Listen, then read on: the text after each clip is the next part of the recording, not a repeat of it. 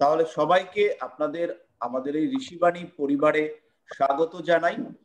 আর ঋষিবাণী পরিবারে জ্যোতিষ শিক্ষা আমরা যারা করছি, আমরা যারা জ্যোতিষ শিখছি, আমাদের বেসিক উদ্দেশ্য রয়েছে নিজেদের ডেভেলপমেন্ট করা, নিজেরা জ্যোতিষ শিখে প্রেডিকশন করা এবং আলটিমেটলি জ্যোতিষ শাস্ত্রকে সমাজে উজ্জীবিত করা, জ্যোতিষ শাস্ত্রকে সমাজে একটা তার নিজস্ব ভূমিকায় প্রতিষ্ঠিত হতে সাহায্য করা। প্রতিটা জায়গায় আমরা চ্যালেঞ্জের মুখে পড়ব। কোনো শাস্ত্রে মারা যেতে পারেন, তাতে জ্যোতিষ শাস্ত্র ব্যর্থ। কোনো প্রেডিকশন মিলবে না, তাতে জ্যোতিষ শাস্ত্র ব্যর্থ। এই যে বিষয়, এই বিষয়টা থেকে খানিকটা সুস্থতার পথে আমরা এগিয়ে নিয়ে যাওয়ার চেষ্টা করব। এইটা হলো আমাদের বৃহত্তর লক্ষ্য। আর ক্ষুদ্রতর লক্ষ্য হলো এইটাকে পেশা হিসেবে গ্রহণ করা, নিজের এবং আশেপাশের মানুষদের, আমাদের ক্লায়েন্টদের খানিকটা উন্নতি সাধনের চেষ্টা করা। যাই হোক, আমি একটু স্ক্রিনটা শেয়ার করি। তো জ্যোতিষ শাস্ত্র কি বেসের উপর দাঁড়িয়ে সেইটা আমরা ডিসকাস করব, আর তারপরে জ্যোতিষের যে ঘরানা সেটা আলোচনা করব।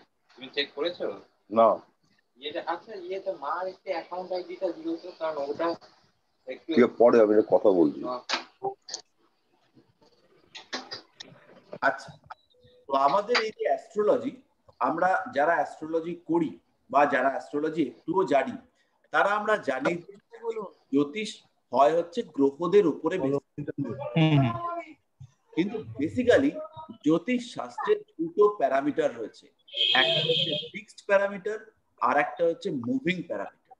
একটা সবসময় স্থির থাকে, আর একটা চলে ফিরে বেড়ায়।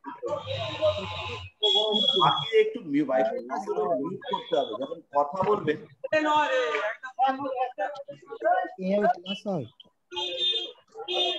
বাকিদের একটু মিউট করতে বলুন স্যার, নাহলে কথাটা শোনা যাচ্ছে না।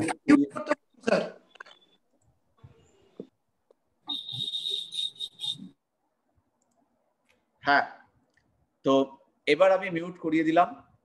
আচ্ছা, আমাদের দু রকম বিষয় রয়েছে, একটা হচ্ছে মুভিং বা একটা হচ্ছে সচল, আর একটা হচ্ছে স্থির। এই স্থির বিষয়কে আমরা দুভাবে জাজ করতে পারি। আমরা রাশি নাম শুনেছি, আমরা নাম শুনেছি নক্ষত্র। আর যেগুলো মুভিং, সেগুলোকেও আমরা দুটো ভাগে ভাগ করি, বা দুটো বিষয় রয়েছে, একটা হচ্ছে গ্রহ আর একটা হচ্ছে ভাব। তো প্রত্যেকটা রাশির নিজস্ব ধর্ম রয়েছে, প্রত্যেকটা গ্রহের নিজস্ব ধর্ম রয়েছে, প্রত্যেকটা ভাবের নিজস্ব ধর্ম রয়েছে। তো এই যে তিনটে জিনিস, এক নম্বর হলো রাশি। রাশি মানে মেষ, বৃষ, মিথুন, কর্কট, এইগুলো। দ্বিতীয় হলো ভাব, আর তৃতীয় হলো গ্রহ। এই তিনটে বিষয়কে যদি আমরা গ্রহণ করতে পারি, রিয়ালাইজ করতে পারি, তাহলে আমাদের 99% অ্যাস্ট্রোলজি শেখা হয়ে যাবে। আর 1% যেটা বাকি থাকবে, সেইটা হলো আমাদের অভিজ্ঞতার মাধ্যমে আমরা অর্জন করব বা শিখব। তো এই রাশি, ভাব এবং গ্রহ, এই তিনটে বিষয় আমাদেরকে বুঝতে হবে। রাশি, ভাব এবং গ্রহ, এই তিনটে বিষয় সম্পর্কে খানিকটা ধারণা আজকে আমরা পাবো। এবার আমি একটা জিনিস বলবো, যে কিভাবে ভারতবর্ষে জ্যোতিষ শাস্ত্রের উদ্ভব হলো, বা ভারতবর্ষে জ্যোতিষের যে ঘরানা, সেইটা কিভাবে প্রবর্তিত বা আবর্তিত হয়েছে, সেই সম্পর্কে খানিকটা আপনাদেরকে ধারণা দেব। আমরা জানি ভারতবর্ষের আকৃতি হচ্ছে, বা ভারতবর্ষীয় ভূখণ্ডের আকৃতি হচ্ছে খানিকটা এরকম শেপের, এই রকম শেপ। এবার এই যে জায়গাটা এখানে রয়েছে হিমালয় পর্বতমালা, এরকম পুরো বিস্তৃত। এই অংশে আমরা দেখতে পাই, এই অংশে আফগানিস্তান, পাকিস্তান, এই সমস্ত অংশ। আর এই দিকটা থেকে দেখলে পরে আমরা দেখতে পাবো চীন, ব্রহ্মদেশ, এই সমস্ত। তো এই যে পুরো অংশটা, এইটাই কিন্তু পুরোটা ভারতীয় ভূখণ্ড হিসেবে পরিচিত ছিল কোনো একটা সময়। এবার এই সময়টা যে কোন সময়, এইটা নিয়ে কিন্তু বিরাট কনফিউশন আছে। মহাভারতীয় ইতিহাস বা মহাভারত নিয়ে যদি কেউ ভাবেন তাহলে সেই ক্ষেত্রে কয়েক লক্ষ বছর আগে হতে পারে। যদি আমরা ইতিহাস নিয়ে আলোচনা করি তাহলে 9000 9500 বছর আগে হতে পারে। তো এই সময়কাল কবে এক্স্যাক্টলি, যে সময় ভারতবর্ষে জ্যোতিষের চর্চা শুরু হয়, এইটা আমরা এক্স্যাক্টলি বলতে পারবো না। তো আমরা ঘটনাটাকে ধরে নিতে পারি যে হরপ্পা মহেঞ্জোদারো এই সময় থেকেই জ্যোতিষ, বাস্তু এই সমস্ত বিষয়ের চর্চা শুরু হয়।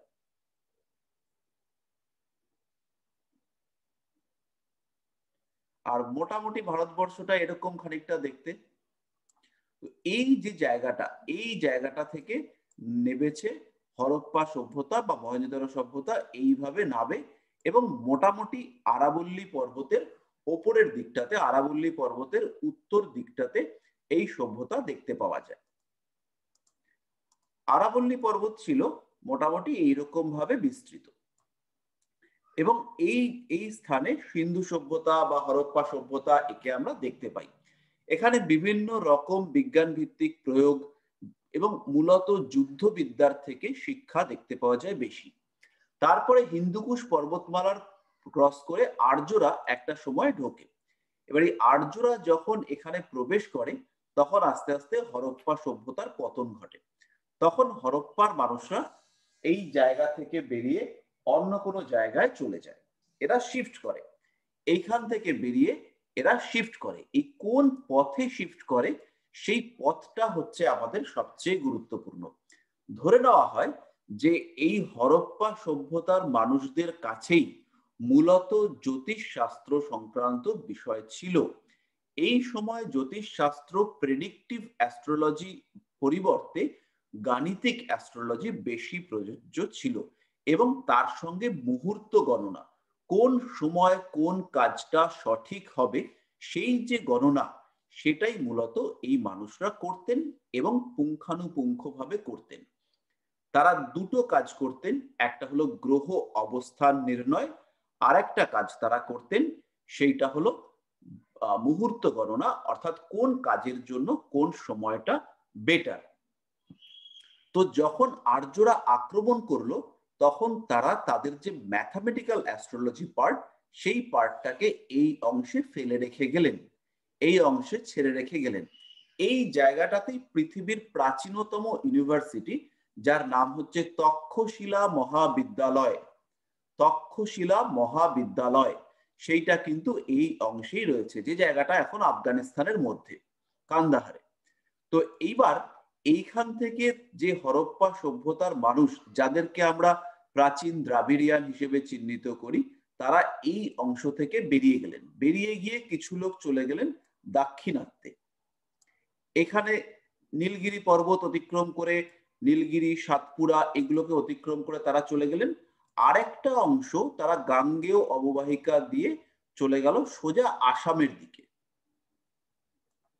তো এই যে অংশগুলো এইখানে এইখানে এই প্রত্যেকটা জায়গাতে এদের কিছু বসতি থাকতে থাকতে গেল এবং এই যে মানুষগুলো এরা কিন্তু মূলত জ্ঞানী মানুষ এবং এদের কাছে অ্যাস্ট্রোলজিক্যাল ডিটেইল রয়েছে এবং অ্যাস্ট্রোলজির যে প্রেডিক্টিভ অ্যাস্ট্রোলজি, বিচারের অ্যাস্ট্রোলজি, তারা নিয়ে একটা দল চলে গেলেন দাক্ষিণাত্যে, আর একটা দল চলে গেলেন টুয়ার্ডস আসাম।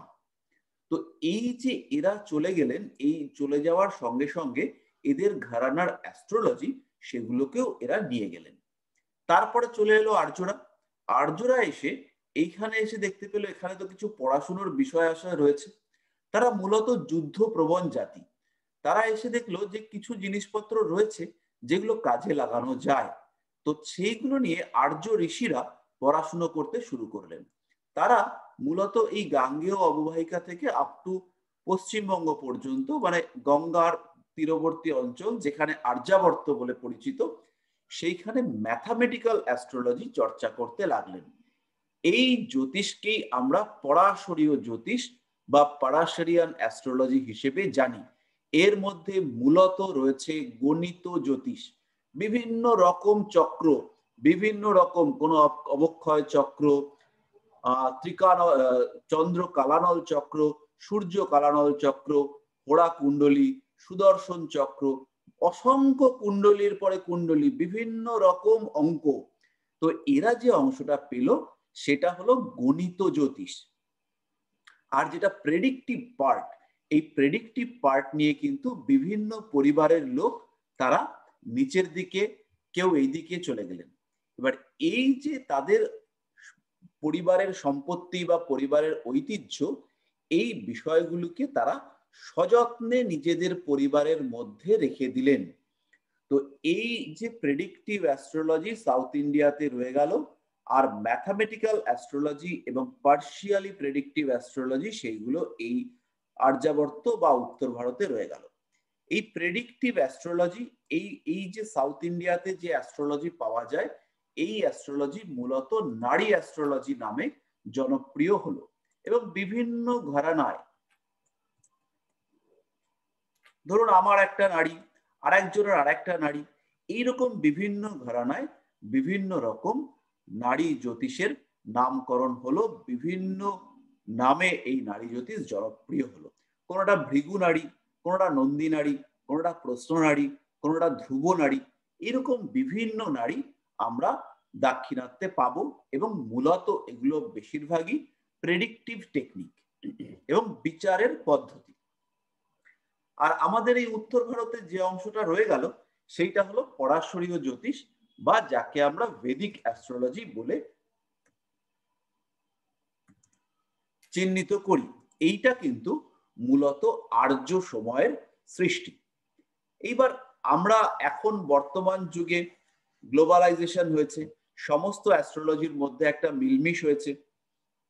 মিলমিশ হয়ে আমরা এখন একটা মিশ্র জ্যোতিষ শাস্ত্র নিয়ে পড়াশুনো করব, যেটা পার্শিয়ালি ভেদিক অ্যাস্ট্রোলজি, তার মধ্যে কিছুটা নারী সংমিশ্রণ পাবো।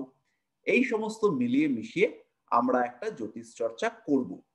তো আমাদের উদ্দেশ্য হবে মূলত প্রেডিকশন করা, পাস্ট, প্রেজেন্ট, ফিউচার, এবং মানুষকে প্রপার ওয়েতে গাইড করা, রেমেডি সিলেকশন করা।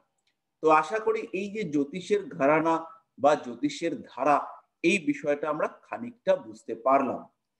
পরবর্তীকালে কি হলো, পরবর্তীকালে একটা ঘটনা ঘটলো, সেটা হলো আলেকজান্ডারের ভারত আক্রমণ। আলেকজান্ডার তিনি এদিক থেকে ভারত আক্রমণ করলেন। এটা আমরা ইতিহাস বইতে সবাই পড়েছি। আলেকজান্ডার ভারত আক্রমণ করলে তক্ষশিলার রাজা অম্ভি তার বশ্যতা স্বীকার করলেন।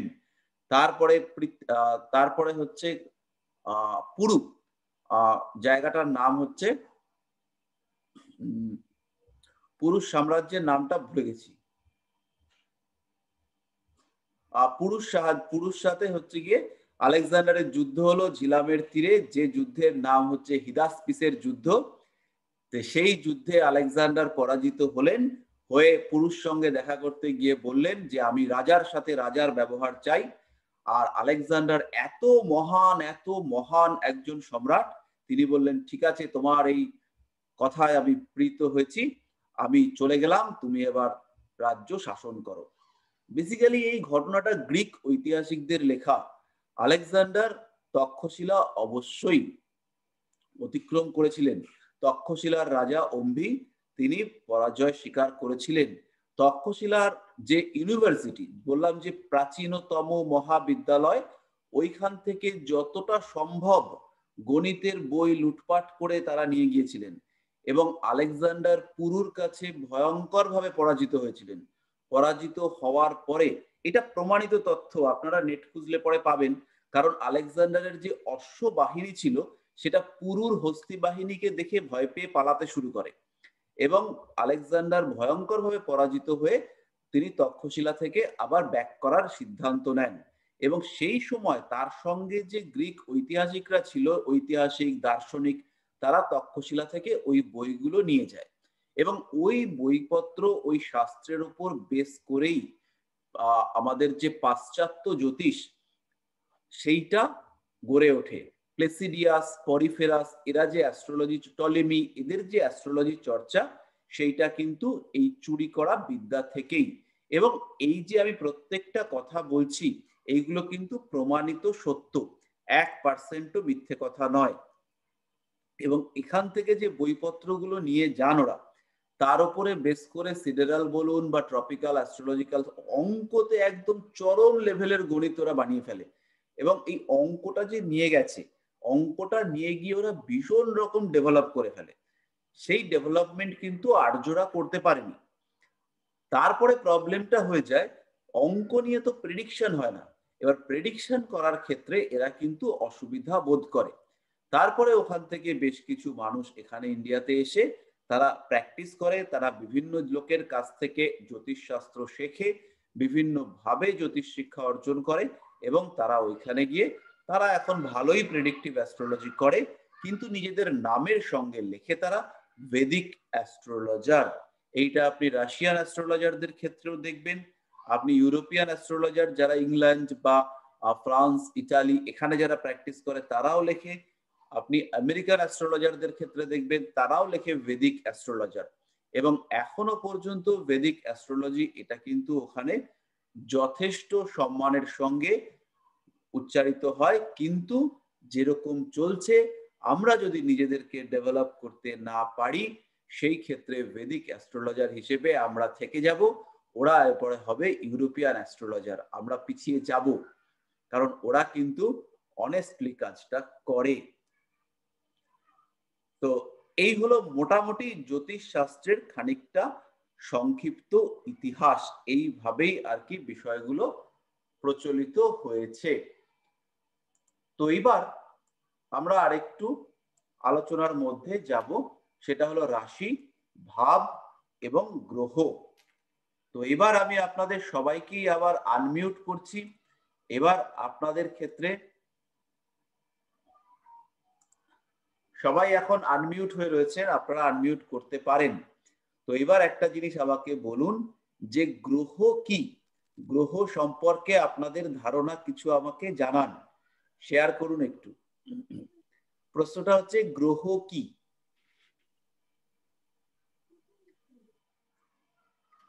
কেউ কোনো উত্তর?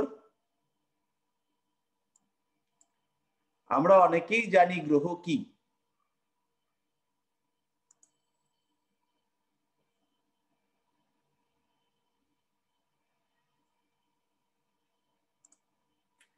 আপনারা এখন আনমিউট করতে পারেন, আপনারা উত্তর দিতে পারেন। প্রশ্নটা হচ্ছে গ্রহ। হ্যালো হ্যাঁ, যার নির্দিষ্ট আলো নেই সে গ্রহ। গ্রহ কি? হ্যালো স্যার, বলবো স্যার?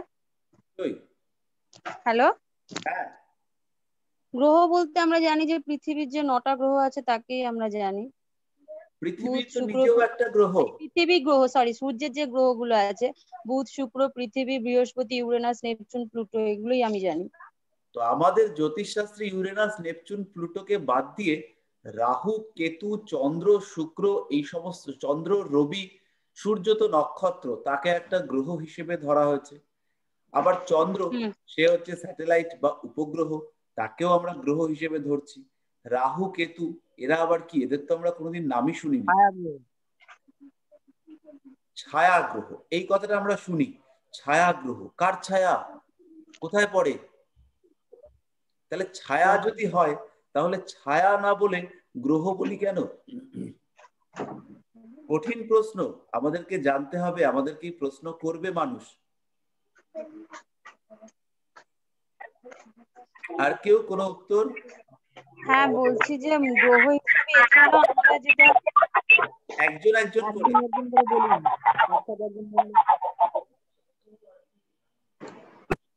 আর কেউ কোনো উত্তর?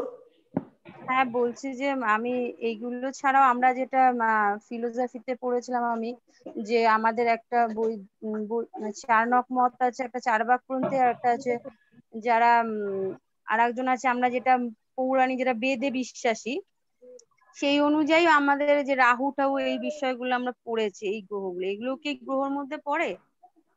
এরা তো গ্রহের মধ্যে পড়বে। হ্যাঁ, তা সেই বিষয়টা তো আমরা এই জাস্ট পড়ার মধ্যে যেটুকু পড়েছি এইটুকুই। আর কোনো উত্তর? আমি বলবো।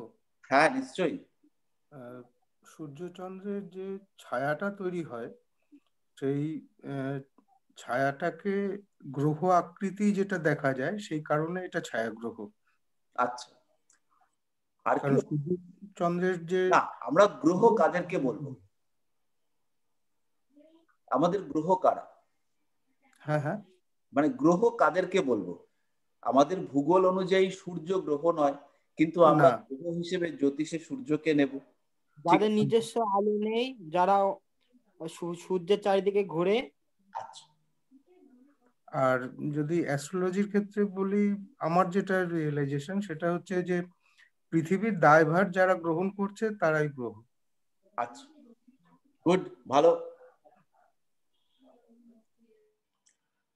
আচ্ছা, তাহলে গ্রহ কি এটা আমাদের সবার আগে জানতে হবে। তাহলে পৃথিবী সাপেক্ষে ঘূর্ণায়মান বা মুভিং সমস্ত বস্তুপিণ্ড বা বিন্দু যারা পৃথিবীর উপর স্থিত ঘটনাবলীকে প্রভাবিত বা নিয়ন্ত্রিত করতে পারে, জ্যোতিষের আঙ্গিকে তাদেরকেই আমরা গ্রহ বলবো। কি বললাম? পৃথিবী সাপেক্ষে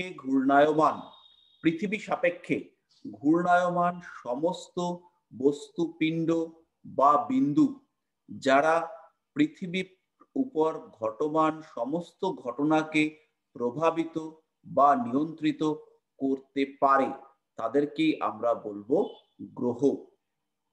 সেই রেসপেক্টে পৃথিবীর সাপেক্ষে সূর্য, সেও পৃথিবীর সাপেক্ষে ঘুরছে, পৃথিবীর সাপেক্ষে চন্দ্র, সেও ঘুরছে, এরা সবাই ঘুরছে। তো যারা ঘুরছে তাদেরকে আমরা বলবো গ্রহ। হলো? এরপরে প্রশ্নটা হলো রাহু এবং কেতু এরা কারা? তো পৃথিবী থেকে যদি আমরা দেখি, তাহলে দিনের বেলা দেখি সূর্য ঘুরছে আর রাত্রিবেলা দেখি চন্দ্র ঘুরছে। তাহলে পৃথিবীর সাপেক্ষে পৃথিবী থেকে দেখলে সূর্যের ঘুরবার একটা পথ রয়েছে আর চাঁদের ঘুরবারও একটা পথ রয়েছে। এই যে দুটো পথ যেখানে কাটাকুটি হচ্ছে, যেখানে পরস্পরকে ছেদ করছে, সেই জায়গাটাই হলো একটা ছেদবিন্দুর নাম রাহু আর একটা ছেদবিন্দুর নাম হলো কেতু। পৃথিবী সাপেক্ষে সূর্য এবং চন্দ্রের মুভমেন্ট সেইটাকে স্পেসিফাই করবার জন্য আমরা এই রাহু এবং কেতু দুটো বিন্দুকে নিয়ে থাকি। মূলত রাহু এবং কেতু আমাদের মনের যে নেগেটিভ কোয়ালিটিগুলো সেইগুলোকে প্রকাশ করে। রাহু আমাদের মনের অতৃপ্তি, রাহু আমাদের মনের অনীহা, প্রচুর চাহিদা, এই সমস্ত বিষয়গুলিকে ইন্ডিকেট করে। কেতু আমাদের আলস্য, যে কোনো বিষয়ের প্রতি অনাগ্রহ, এই সমস্ত বিষয়কে ইন্ডিকেট করে। তো রাহু কেতু সম্পর্কে আমরা পরের ক্লাসে ডিটেল আলোচনা করব। তাহলে গ্রহরা হচ্ছে ঘূর্ণায়মান বস্তু বা বিন্দু। আলো থাকতেও পারে, আলো নাও থাকতে পারে। আলো থাকলে ভালো, আলো না থাকলে আরো ভালো, আমাদের কোনো সমস্যা নেই। তাহলে কাদেরকে আমরা গ্রহ ধরছি? সূর্য থেকে শুরু করে। তাহলে গ্রহদের আমি একটুখানি ছবিটা দেখাই। আমি লিখি গ্রহদের। প্রথমে হচ্ছে সান,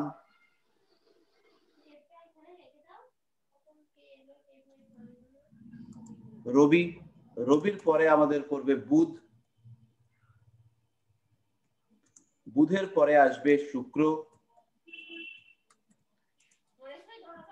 তারপরে আমাদের আসবে শুক্রের পরে রয়েছে পৃথিবী। এই পৃথিবী কিন্তু আমাদের জ্যোতিষশাস্ত্রে নেই। জ্যোতিষশাস্ত্রে আমরা পৃথিবীকে পাই না। পাই নাকি? পাই পৃথিবীকে? না। আচ্ছা, ঠিক আছে। পৃথিবীকে আমরা খুঁজবো। জ্যোতিষশাস্ত্রের দরকার, তো একটা ইম্পর্টেন্ট গ্রহ যার উপরে আমরা রয়েছি এর থাকা উচিত। পৃথিবীর পরে রয়েছে মঙ্গল, তারপরে রয়েছে জুপিটার বা বৃহস্পতি, আর তারপরে রয়েছে স্যাটার্ন।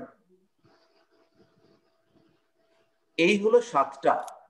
এই পৃথিবীর সঙ্গে পৃথিবীকে নিয়ে আর একটা গ্রহ ঘোরে, তার নাম হচ্ছে চন্দ্র, মুন। তাহলে তাকে আমরা এইখানটায় লিখবো, পৃথিবীর সাথে সাথেই চলে। আর এছাড়া আরো দুটো রয়েছে, একটা হচ্ছে এইভাবে রাহু আর একটা হচ্ছে কেতু। তো আমরা যারা এখানে শিখতে বসেছি বা আমরা যারা কথা বলছি বা আমরা এখানে যারা আছি অনেকেই জ্যোতিষশাস্ত্র আজকে তাদের কাছে একদম নতুন। তো ব্যাপারটা হলো ভয় পাওয়ার কোনো ব্যাপার নেই বা চিন্তা করবার কোনো ব্যাপার নেই, খানিকটা সময় আমাদের দিতে হবে, তাহলে পরেই আমাদের কাছে এই শাস্ত্রটা চলে আসবে। আর জ্যোতিষ শাস্ত্র যখন আমাদের করায়ত্ত হবে, আমরা যখন এখান থেকে প্রেডিক্ট করতে পারবো, তখন এই প্রেডিকশনের যে স্যাটিসফ্যাকশন, শান্তি, তৃপ্তি, যে আমি যেটা বলবো সেটা হবে। তো এই যে প্রেডিকশন, হ্যাঁ, আমি লোকের অতীত দেখতে পাচ্ছি, এই যে ক্ষমতা, এই ক্ষমতা হচ্ছে গিয়ে মানে এর যে আনন্দ সেটা আপনারা ফিল করবেন।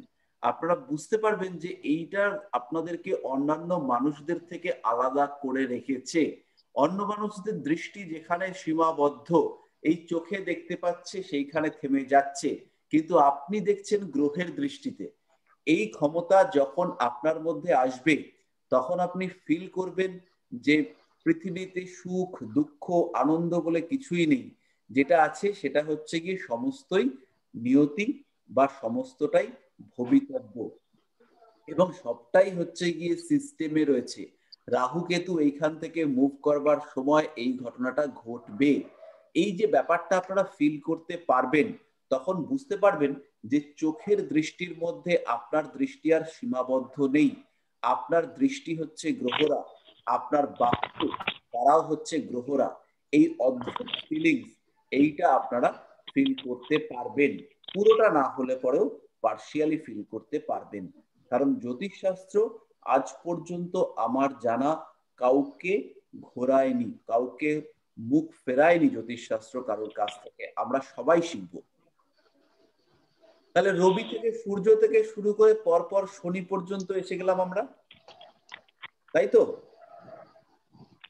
এই যে ছকটা, এই যে ছবিটা আমি আঁকলাম, এই ছবিটা আমাদের খুব প্রয়োজনীয় ছবি। প্রত্যেকটা সময় আমাদের কাজে লাগবে।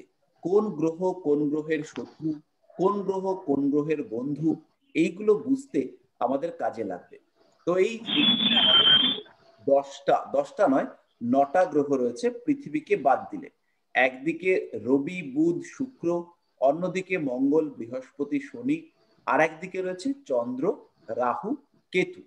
এ বাদ দিয়ে আমাদের 3টে গ্রহ আছে, ইউরেনাস, নেপচুন, প্লুটো। তাদেরকে বৈদিক জ্যোতিষে নামকরণ করা হয়েছে ইন্দ্র, বরুণ, রুদ্র। ইন্দ্র, বরুণ, রুদ্র।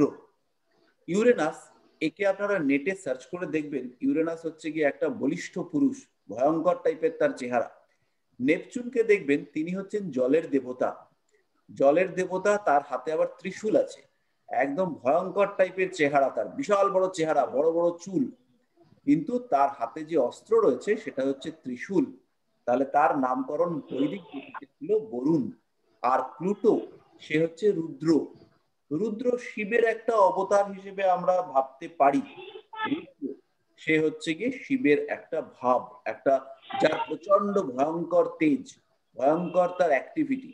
সে হচ্ছে বৈদিক জ্যোতিষে বা ওয়েস্টার্ন অ্যাস্ট্রোলজিতে তাকেই বলা হচ্ছে প্লুটো। যাকে আমরা রুদ্র বলেছি, প্লুটোই হচ্ছে তার নাম।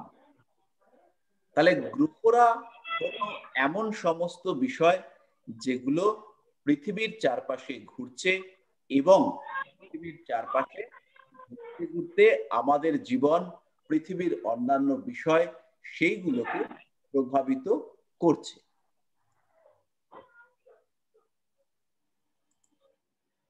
পরিষ্কার? তাহলে আমরা আরেকটুখানি এগোই। এই গ্রহগুলো কোথায় রয়েছে? গ্রহগুলো রয়েছে পৃথিবীর আকাশে। তাহলে পৃথিবীর আশেপাশে এই গ্রহগুলো যারা রয়েছে, তারা রয়েছে ভাসমান অবস্থায়, ঘূর্ণায়মান অবস্থায়। যে জায়গাটার মধ্যে, সেই জায়গাটার নাম আমরা দিয়েছি রাশি চক্র বা ন্যাচারাল জোডিয়াক, স্বাভাবিক রাশি চক্র। এই আমরা পৃথিবী থেকে দেখলে পরে আকাশের যে বেল্টটাকে দেখতে পাই, আমরা কিন্তু সমগ্র আকাশকে দেখতে পাই না। আকাশের মধ্যে একটা অংশ, সেইটা আমাদের জীবনে, আমাদের উপরে প্রভাব বিস্তার করে। এই অংশটা হচ্ছে গিয়ে একটা বৃত্তাকার অংশ, একটা বৃত্তাকার পটি, এরকম রাউন্ড একটা ফালি। তো সেই অংশটাই আমাদের উপরে প্রভাব বিস্তার করে।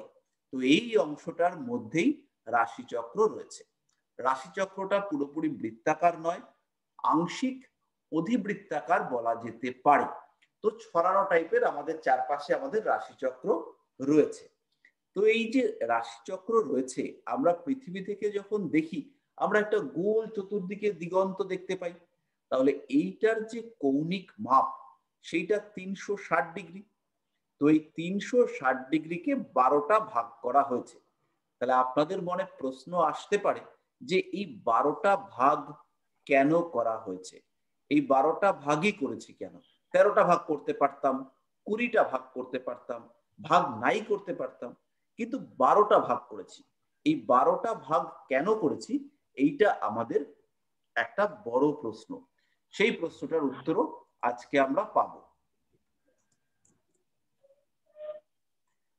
তো এটার উত্তরে আমরা আসবো একটু পরে।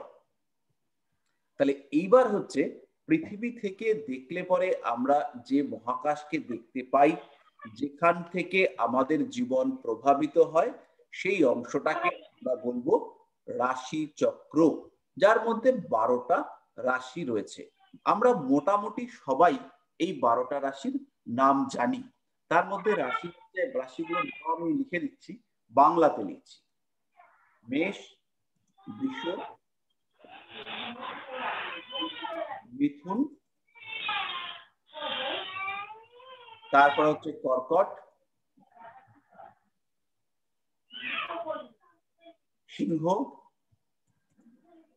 কন্যা, তুলা, বৃশ্চিক, ধনু, মকর, কুম্ভ আর মীন। তো এইগুলো আমাদের 12টা রাশি। এই 12টা রাশির মধ্যে কোনোটা জন্তু জানোয়ারের নামে আছে। মেষ মানে ভেড়া, বৃষ মানে ষাঁড়, মিথুন এইটা হচ্ছে গিয়ে দুটো মানুষকে রয়েছে, এটা হচ্ছে মানুষ রাশি। কর্কট মানে কাকড়া, সিংহ পশুর রাজা সিংহ আমরা সবাই জানি, কন্যা মেয়ে, তুলা তুলাদণ্ডধারী মানুষ, বৃশ্চিক মানে বিছা, ধনু ধনুর্ধারী একটা জিনিস। জিনিস বললাম এই কারণে, ধনুরাশির সিম্বল যদি আমরা দেখি তাহলে তার সামনের দিকটা মানুষ আর পেছনের দিকটা ঘোড়া। মকর, মকরও একটা অদ্ভুত জিনিস, তার পেছনের দিকটা মাছের মতো, সামনের দিকটা ছাগলের মতো। কুম্ভ, কুম্ভটা মানুষ রাশি, একজন মানুষ, সে একটা কলসি নিয়ে জল ঢালছে। আর মীন এইটা হচ্ছে মৎস্য, দুটো মাছ মুখোমুখি রয়েছে। তো এই যে সিম্বল, এই সিম্বলের মধ্যে ভয়ঙ্কর অর্থ লুকিয়ে রয়েছে, প্রচুর অর্থ এই সিম্বলের মধ্যে রয়েছে। আমাদের এই প্রত্যেকটা সিম্বলকে বুঝতে হবে। তো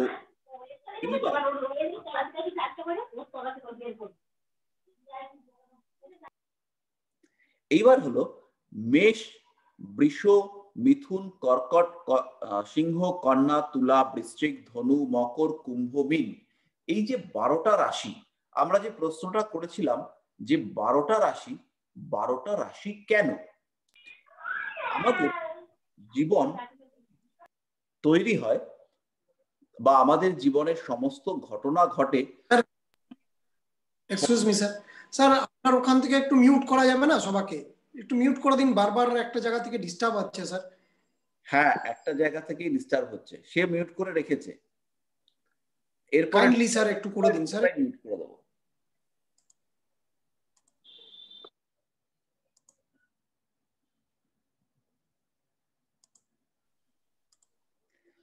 তো এইবার প্রশ্নটা হচ্ছে 12টা রাশি কেন, 12টা রাশির কারণ কি?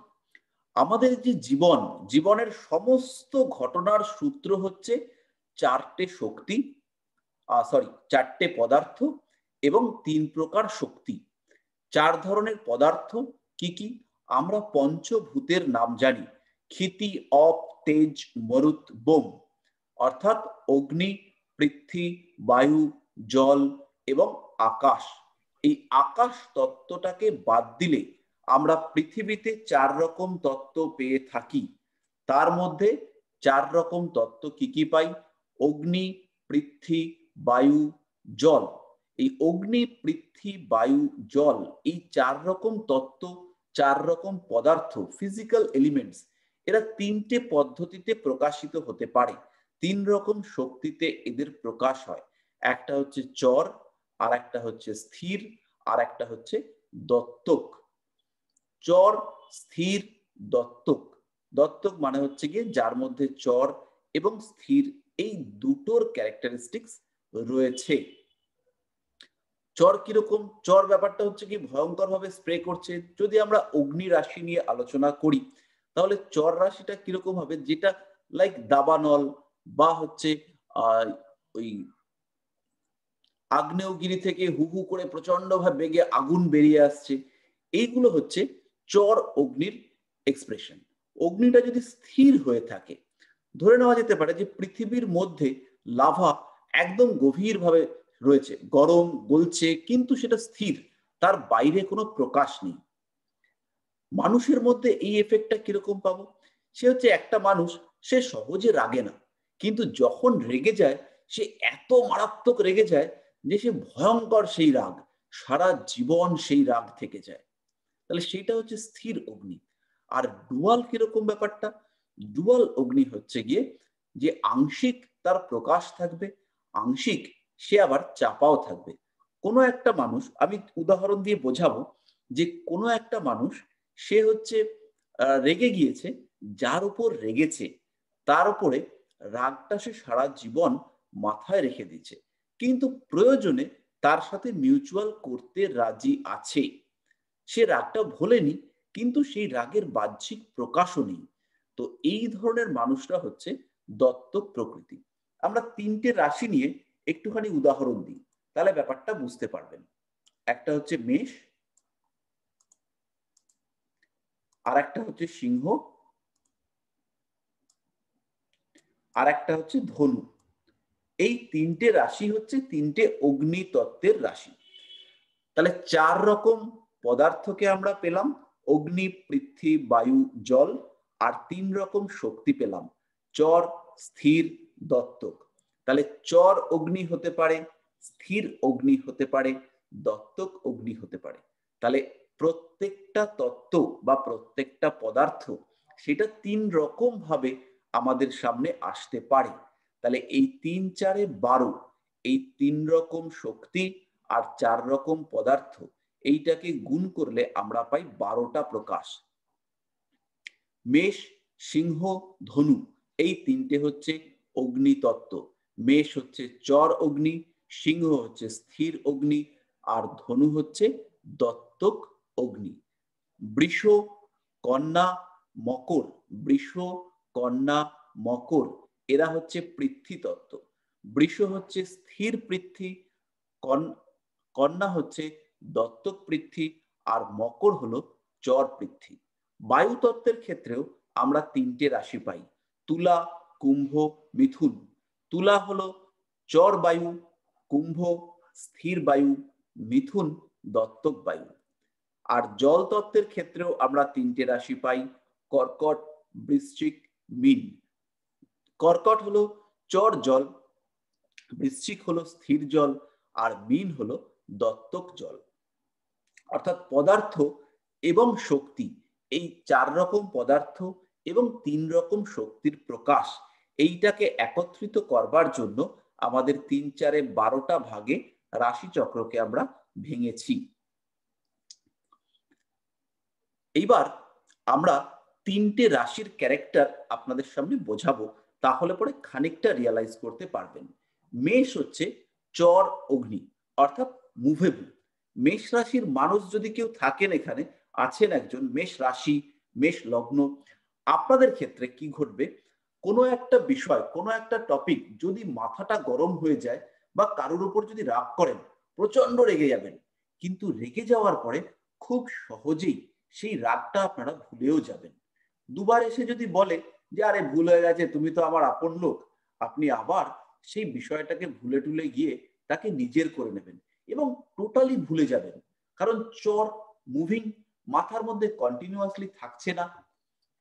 সিংহ রাশির ক্ষেত্রে ব্যাপারটা কিন্তু মুভিং নয়, ব্যাপারটা স্থির।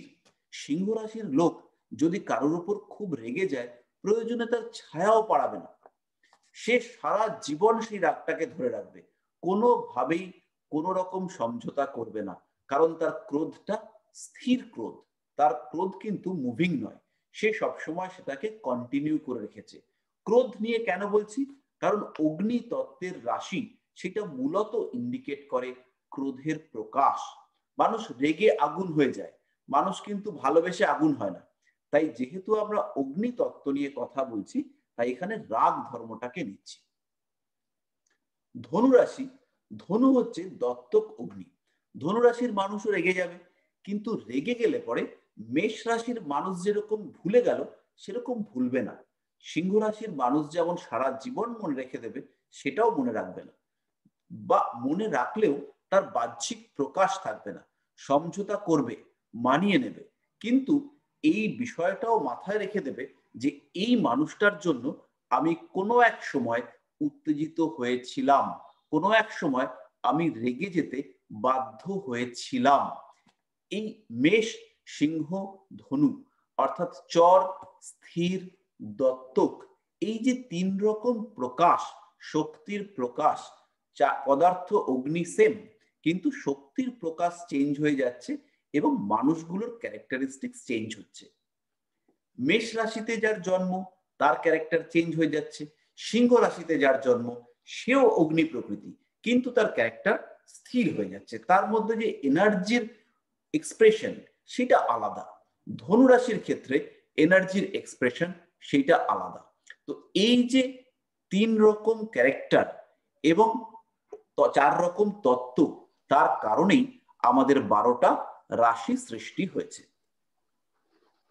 তো আশা করা যায় মোটামুটি এই পর্যন্ত আমাদের বোঝা গেল, যদিও বেশ জটিল, বেশ রীতিমতো জটিল।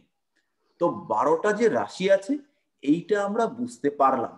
আর আমি প্রথমেই বলেছি যে 12টা রাশি, 12টা ভাব এবং 9টা গ্রহ, এদের ক্যারেক্টার, এদের চরিত্র যদি আমরা বুঝতে পারি, তাহলে আমাদের জ্যোতিষ শেখা 99% কমপ্লিট হয়ে যাবে। তাহলে এবার আমরা চলে আসি রাশি বিষয়টা কি। আরো আগে আমি বলেছি যে জ্যোতিষ শাস্ত্রে দু রকম প্যারামিটার রয়েছে, একটা হচ্ছে মুভিং আর একটা হচ্ছে স্থির। এই স্থির প্যারামিটার যার মধ্যে কোনো পরিবর্তন হয় না, সেই বিষয়টার মধ্যে একটা হচ্ছে রাশি আর একটা হচ্ছে নক্ষত্র। নক্ষত্র আমরা তৃতীয় বা চতুর্থ ক্লাসে আলোচনা করব, আপাতত আমরা রাশি নিয়ে আলোচনা করব। তো রাশি আমরা বললাম যে আমাদের পারিপার্শ্বিক যে মহাজগৎ বা মহাবিশ্ব, তাকে আমরা 12টা ভাগ করেছি 360 ডিগ্রি। যেহেতু গোলীয় আকৃতি, তাই প্রত্যেকটা ভাগের মান হয়েছে 30 ডিগ্রি করে। 12টা ভাগ করার কারণ 4 রকম পদার্থ এবং 3 রকম শক্তির প্রকাশ, সেইটাকে কাজে লাগিয়ে আমরা 12টা ভাগ করেছি। প্রত্যেকটা ভাগ হচ্ছে 30 ডিগ্রি। ভাগগুলোর নামও আমি বলেছি, মেষ, বৃষ, মিথুন, কর্কট, সিংহ, কন্যা, তুলা, বৃশ্চিক, ধনু, মকর, কুম্ভ, মীন। প্রত্যেকটা রাশির আলাদা আলাদা ক্যারেক্টার রয়েছে, প্রত্যেকটা রাশির আলাদা আলাদা গুণ রয়েছে। রাশিগুলো হচ্ছে আকাশের মধ্যেকার কতগুলো ক্ষেত্র, এই ক্ষেত্রগুলোর নির্দিষ্ট গুণ রয়েছে। যেমন ক্ষেত্র বলতে আমরা যেরকম এক্স্যাক্টলি মাঠকে বোঝাই, মাঠ, সিম্পল মাঠ। এইবার এই মাঠের মধ্যে চাষ করবার জন্য কিছু মানুষ রয়েছে যারা ঘুরে ঘুরে চাষ করে। মাঠ হচ্ছে স্থির জায়গা, প্রত্যেকটা জমির আলাদা আলাদা ক্যারেক্টার রয়েছে। এবার মেষ হচ্ছে একটা মাঠ, বৃষ একটা মাঠ, মিথুন একটা মাঠ। এবার এই মাঠে যখন আলাদা আলাদা মানুষ চাষ করবে, মাঠ থেকে ফসল কিন্তু আলাদা আলাদা উঠবে। যেমন মেষের যে মাঠ, সেইখানে যদি আমাকে চাষ করতে দেওয়া হয় আর অনুরাগকে চাষ করতে দেওয়া হয়, দুজনের ক্ষেত্রে পরিশ্রমের মাত্রা, বুদ্ধির দৌরাত্ম্য এগুলো আলাদা হবে এবং প্রয়োগ আলাদা হওয়ার সঙ্গে সঙ্গে রেজাল্ট আলাদা হবে। এই ফসল হচ্ছে আমাদের ফল। রাশিচক্রের স্থির জায়গাগুলো হচ্ছে মাঠ, এবং গ্রহরা হচ্ছে আমাদের চাষি। চাষি যখন চেঞ্জ হবে তখন চাষের রেজাল্ট সেইটা আলাদা হবে। যদি গ্রহরা না থাকতো রাশিচক্রে, তাহলে প্রত্যেকটা মানুষের জীবন একই রকম হতো, প্রত্যেকটা মানুষের জীবনে কোনো পরিবর্তন আসতো না। সবাই দেখতে একই রকম, সবাই একই কাজ করে, সবাই একই পরিমাণ খায়, কারোর মধ্যে কোনো তফাৎ নেই। গ্রহরা যেই মুহূর্তে এক জায়গা থেকে আরেক জায়গায় যাচ্ছে, সঙ্গে সঙ্গে আমাদের জীবনে ভাগ্য পাল্টে যাচ্ছে। মেষ রাশির মানুষ সবাই মেষ রাশি, কিন্তু সবার বাকি গ্রহগুলো তো একই জায়গায় নেই। তো তখনই ঘটনাগুলো পাল্টাচ্ছে। জীবনের উন্নতির কাল, জীবনে বিয়ে, প্রেম, ভালোবাসা, সমস্ত বিষয়ের সময়গুলো পাল্টে যাচ্ছে গ্রহদের স্থান পরিবর্তনের জন্য। তাহলে দুটো জিনিস রয়েছে স্থির, একটা রাশি আর একটা নক্ষত্র, আর দুটো জিনিস রয়েছে সচল, একটা গ্রহ আর একটা ভাব। তো ভাব সম্পর্কেও আমরা আজকে জানার খানিকটা চেষ্টা করব। তো এবার আপনারা যদি এই পর্যন্ত কোনো প্রশ্ন থাকে তাহলে আমাকে একটু জানান।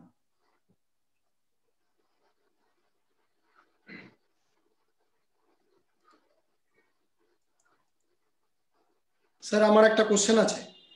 হ্যাঁ বলুন। একটু প্রথম দিকের আলোচনায় যাই।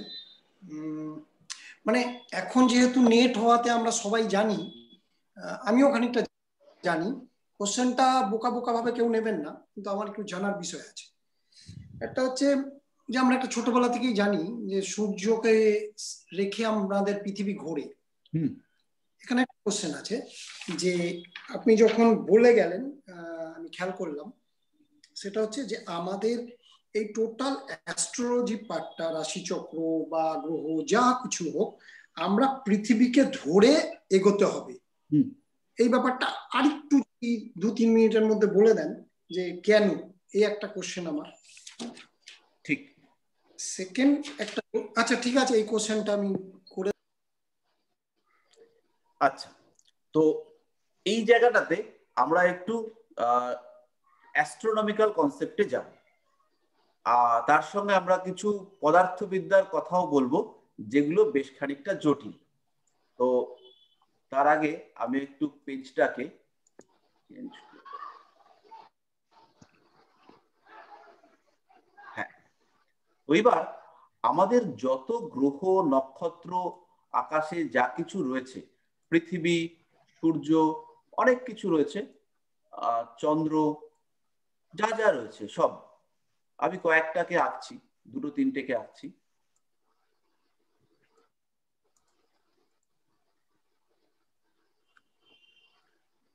আমাদের পদার্থবিদ্যা বলছে যে এই যে বস্তুপিণ্ডগুলো, এই বস্তুপিণ্ডগুলো কোনোটাই প্রকৃতপক্ষে স্থির নয়।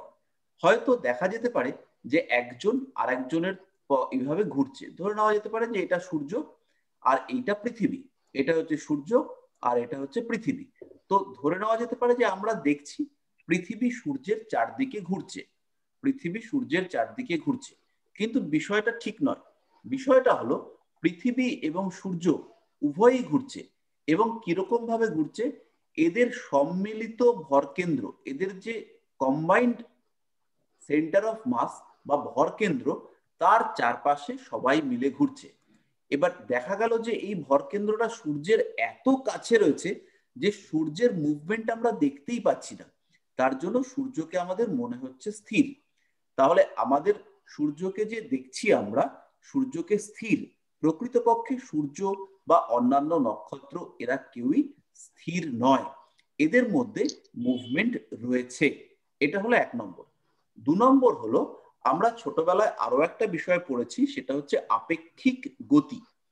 আপেক্ষিক গতির সঙ্গে যারা পদার্থবিদ্যা নিয়ে কিছু পড়াশোনা করেছেন বা যাদের সাবজেক্ট ফিজিক্স রয়েছে, তারা একটা শব্দ শুনবেন যে রেফারেন্স ফ্রেম। রেফারেন্স ফ্রেম বা নির্দেশ তন্ত্র, যেখান থেকে আমরা গতি ক্যালকুলেট করতে পারি।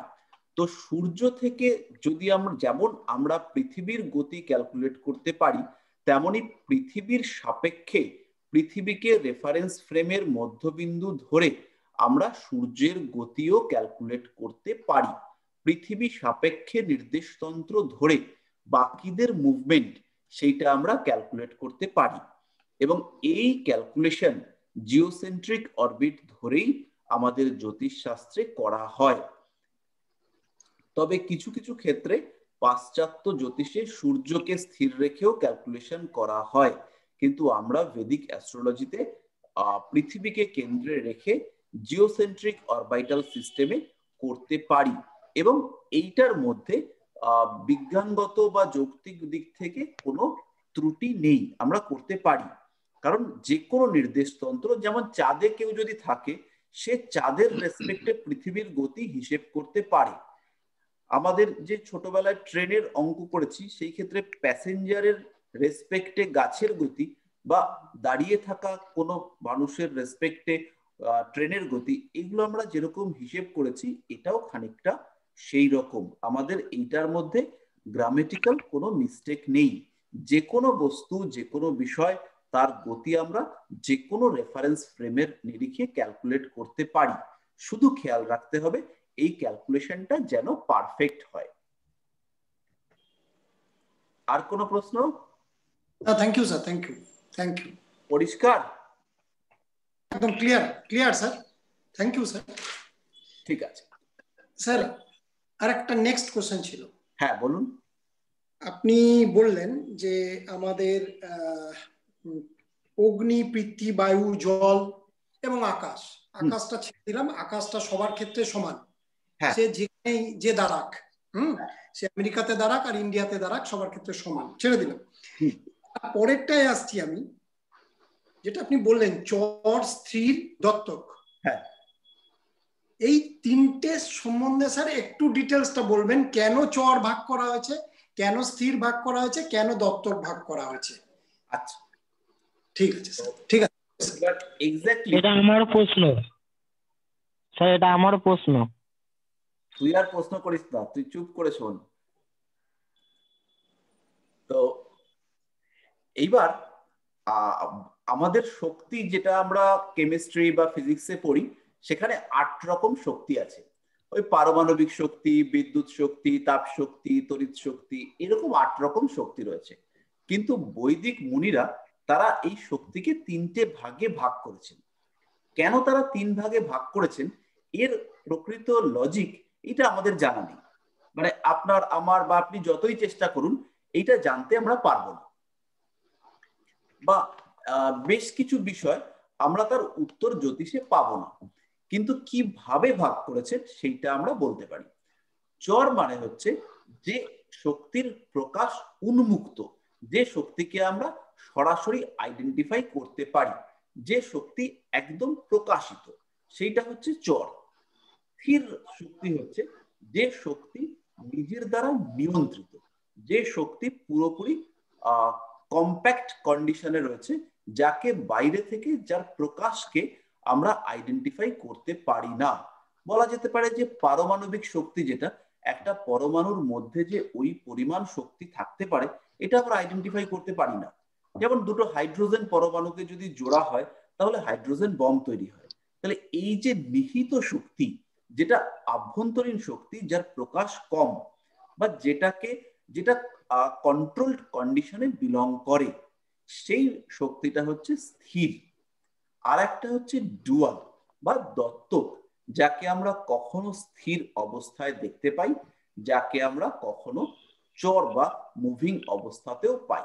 যেমন হচ্ছে তাপ শক্তি, এই হিট এনার্জিকে আমরা কোনো সময় আমরা চুল্লির মধ্যে দেখতে পাই, উনুনের মধ্যে দেখতে পাই, এইটা দেখতে পেতে পারি।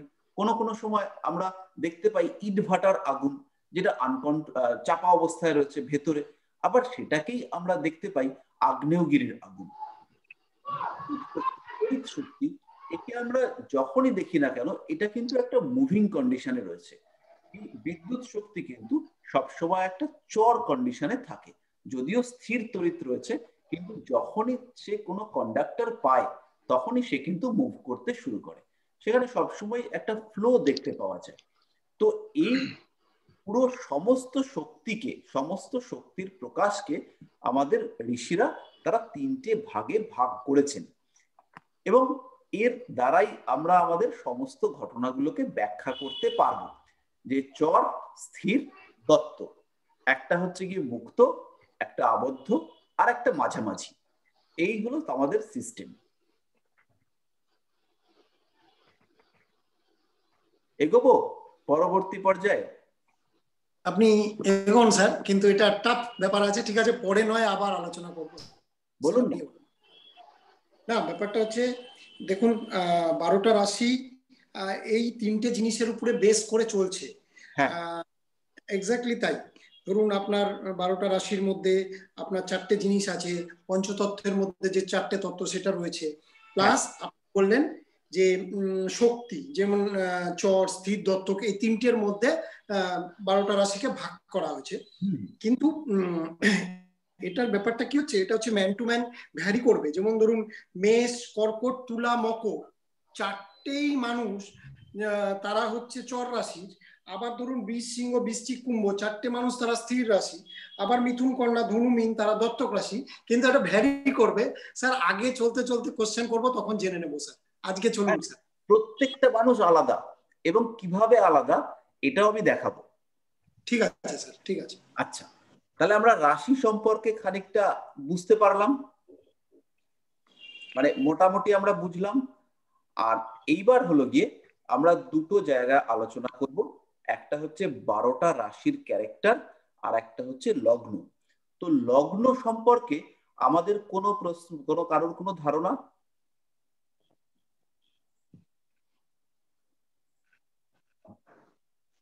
হ্যালো, হ্যাঁ, লগ্ন সম্পর্কে কারোর কোনো ধারণা? আমাদের জ্যোতিষ কিন্তু পুরোটাই লগ্ন। হ্যাঁ স্যার। হ্যাঁ বলুন। হ্যাঁ স্যার, আমি বলতে পারি?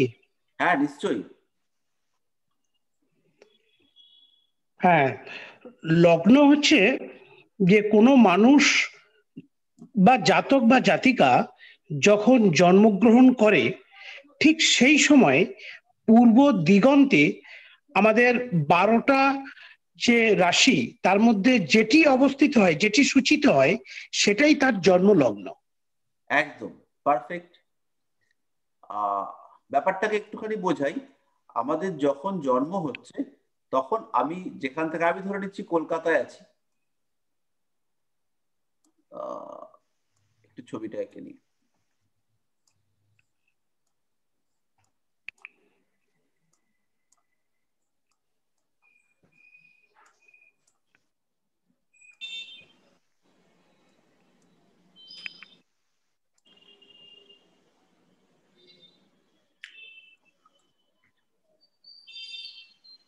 হ্যাঁ, এইটা হচ্ছে আমাদের, নীলটা হলো আমাদের পৃথিবী, আর বাইরেরটা হচ্ছে মহাজগৎ, যেখানে আমাদের 12টা রাশি রয়েছে। এবার এই পৃথিবীটা কিন্তু অ্যাকচুয়ালি ঘুরছে। তাহলে সকালবেলা এই জায়গাটা থেকে আমি যেটা দেখব, ধরে নিচ্ছি এখানে একজন দাঁড়িয়ে রয়েছে, তাহলে এইটা হচ্ছে তার পূর্ব দিক। এবার পৃথিবী যখন ঘুরে এইখানে আসবে, তখন কিন্তু এই লোকটার রেসপেক্টে পূর্ব দিকটা চেঞ্জ হয়ে যাবে। লোকটা একই জায়গায় দাঁড়িয়ে রয়েছে, তাহলে লোকটা সামনের দিকটা দেখছে, সামনের দিকে সকালবেলা যে রাশিচক্রের যে জায়গাটাকে দেখছিল, সামনের দিকেই তাকিয়ে রয়েছে। পৃথিবী ঘুরে গেছে, তাহলে সেই সময় সামনের দিকে রাশিচক্রের ঘরটা চেঞ্জ হয়ে গেল। এই কনসেপ্টটা কিন্তু বেশ জটিল। তাহলে পৃথিবী ঘুরছে যখন, তখন পৃথিবী ওই যে কোনো একটা স্থান, যে কোনো একটা ব্যক্তি, যে কোনো একটা অবস্থার সাপেক্ষে তার পূর্ব দিগন্ত সেইটা পরিবর্তিত হচ্ছে। তাহলে এই পরিবর্তিত পরিস্থিতিতে পূর্ব দিগন্তে রাশিচক্রের যে বিন্দুটাকে দেখা যাবে, সেই বিন্দুটাই হচ্ছে ওই মুহূর্তে ওই স্থানের উদিত লগ্ন। সেই স্থানে যদি কোনো বাচ্চা হয়, তখন তার জন্ম লগ্ন হবে সেইটা। যেমন আমি এখন আপনাদের সঙ্গে আলোচনা করছি, এখন আমি যদি পূর্ব দিকে তাকাই, এই আমি পূর্ব দিকে, আমার এই দিকটা হচ্ছে পূর্ব দিক, আমি যদি পূর্ব দিকে তাকাই, তাহলে আমি আকাশ দেখতে পাবো। তাহলে আকাশের যে অংশটাকে দেখতে পাবো, রাশিচক্রের যে বিন্দুটাকে দেখতে পাবো, সেই বিন্দুটা হচ্ছে এই মুহূর্তের উদিত লগ্ন। বুঝতে পারলাম? কারোর কোনো প্রশ্ন? তাহলে কি স্যার এটা বলা যায়, বলবো? বলুন না, নিশ্চয়ই। তাহলে কি এটা বলা যায়, যেরকম আমরা সূর্য উদয় অস্ত দেখি, হ্যাঁ যে কোনো জাতক বা জাতিকার জন্ম লগ্নে পূর্ব দিকে যে রাশির উদয় হয় সেই রাশি তার লগ্ন? হ্যাঁ, একদমই তাই। এই যে 12টা রাশিতে আমি ভাগ করেছি, আমি সেটার বেসিসেই আমি বলছি। একদম একদম। যেরকম সূর্যের উদয় অস্ত আমরা দেখতে পাই, আদপে তো আর উদয় অস্ত হয় না। হ্যাঁ, একদম। ব্যাপারটা খানিকটা সহজ করে বলি। একটা ট্রেন চলছে, সেই ট্রেনটা হচ্ছে একটা হসপিটাল যেখানে সন্তানের জন্ম হচ্ছে, এবং একের পর এক মায়েরা আসছেন, তাদের সন্তানের জন্ম হচ্ছে। তাহলে প্রথম ট্রেনটা ছাড়লো শিয়ালদা,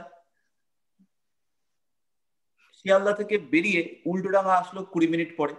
তাহলে ওখানে একটা বাচ্চার জন্ম হলো। তাহলে সেই বাচ্চাটার জন্মস্থান কোথায় হলো? বাচ্চাটার জন্মস্থান হলো উল্টোডাঙা।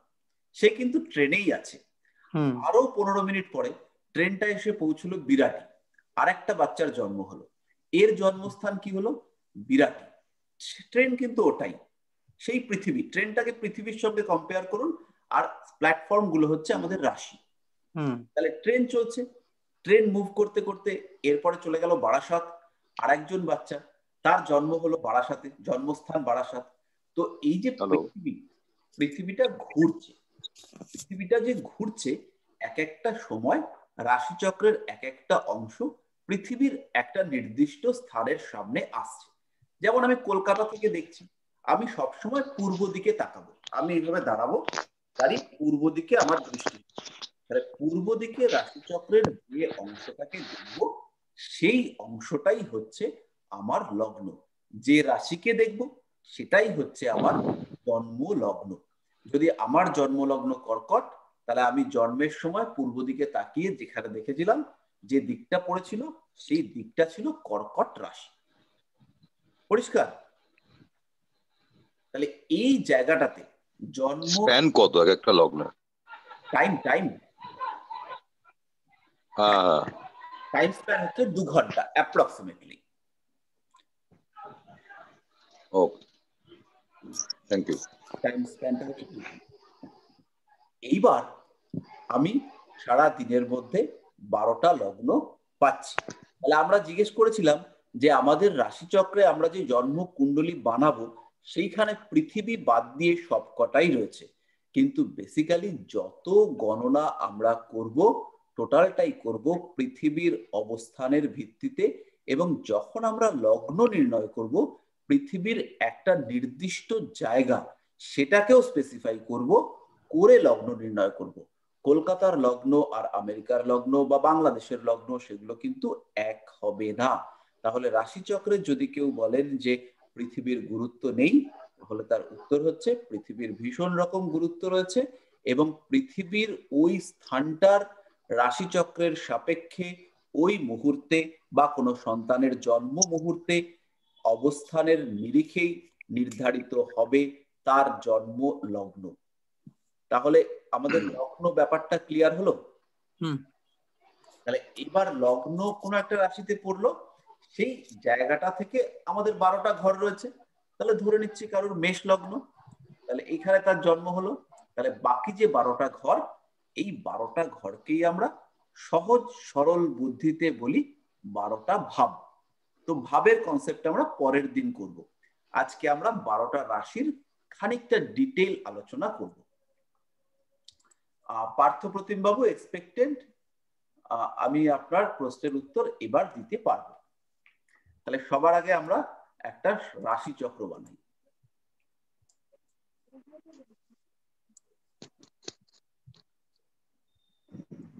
আচ্ছা, এবার আপনাদের একটা হোমওয়ার্ক থাকবে। সেই হোমওয়ার্কটা হচ্ছে আমাদেরকে একটু নবগ্রহ স্তোত্র মুখস্থ করতে হবে। নবগ্রহ স্তোত্র আমরা জানি, নবগ্রহ স্তোত্র অনেকেই। ওম জবা কুসুম শঙ্কাশং কাশ্যপেয়ং মহাদূতিম ধন্ত্বারিং সর্বপাপগ্নম প্রণৌতস্মি দিবাকরম দিব্য শঙ্খ তুষারাভং কিরদার্ণব সম্ভবম नमामि शशिनं भक्ता शम्भुमुकुटभूषणं धरणिर्गर्भ सम्भूतं विद्युत् पुण्य समप्रभं कुमारं शक्तिहस्तं च लोहितांगं नमाम्यहम्। এইটা একটু আমাদেরকে মুখস্থ করতে হবে। স্যার আরেকবার বলুন নবস্তরটা। স্যার আরেকবার বলুন পুরোটা। এটা কি পেয়ে যাবো আমরা? হ্যাঁ হ্যাঁ, এত তাড়াতাড়ি স্পিডে তো লেখা সম্ভব না। না, এটা লিখতে হবে না, এটা তো মুখস্থ করতে হবে। পেয়ে যাবেন, পেয়ে যাবেন। ঠিক আছে। আচ্ছা স্যার, একটা কোশ্চেন ছিল আমার। বলছি কি, ওই যে আপনি যে বললেন না যে শক্তি গুলো, যে তুলাতে চর বায়ু, কুম্ভতে স্থির বায়ু, মিথুনে দত্তক বায়ু, তারপরে যেটা বললেন না কর্কট, বৃশ্চিক, মীন, এরা তো জল রাশি, এদেরটা না আমি একটু টুকতে পারিনি, আর একবার যদি বলতেন। সব বলে দেবো, এগুলো সব ভিডিওতেও পাওয়া যাবে। আচ্ছা, তাহলে আমি প্রথমে রাশিগুলোর নাম লিখি। মেষ মানে হচ্ছে ভেড়া, বৃষ ষাঁড়, মিথুন হচ্ছে দুজন, একটা পুরুষ একটা মহিলা, যুগল, পরস্পর মুখোমুখি রয়েছে। তারপরে হচ্ছে কর্কট, মিথুন মিথুন মিথুন লিখলাম, কর্কট যুগল পুরুষ মিথুন। সিংহ,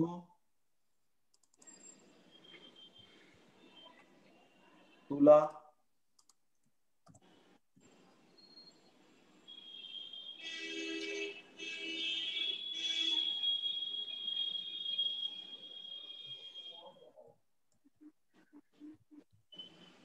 বৃশ্চিক, ধনু,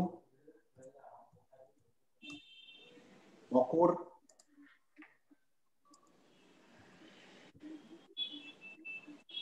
কুম্ভ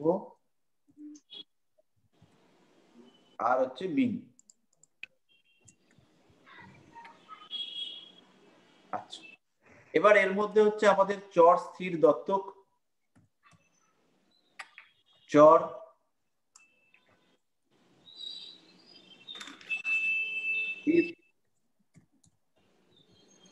আর হচ্ছে গিয়ে দত্তক।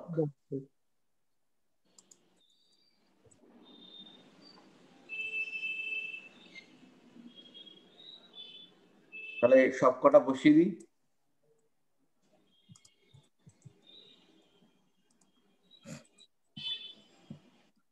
চর চর চর,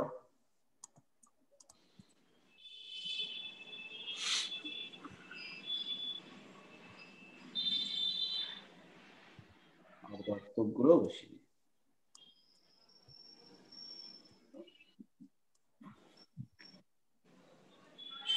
হলো। এরপরে আমাদের রয়েছে অগ্নি, পৃথ্বী, বায়ু, জল। শক্তি না, এটা হচ্ছে পদার্থ। পদার্থ, হ্যাঁ, অগ্নি, বায়ু, জল, পৃথ্বী, বায়ু, জল।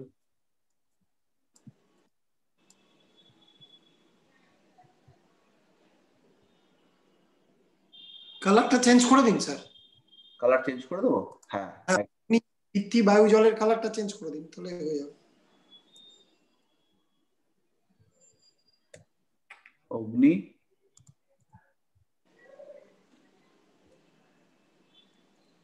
পৃথ্বী, বায়ু, জল।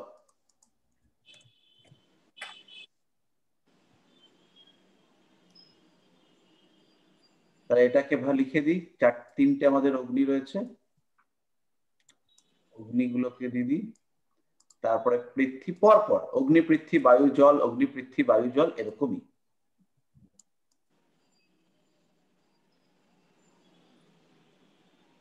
বায়ু তিনটে, মানে এই সিরিয়ালটাই রোটেট হতে থাকবে সবসময়, সবসময়, কোনো জটিলতা নেই, একদম সহজ সরল।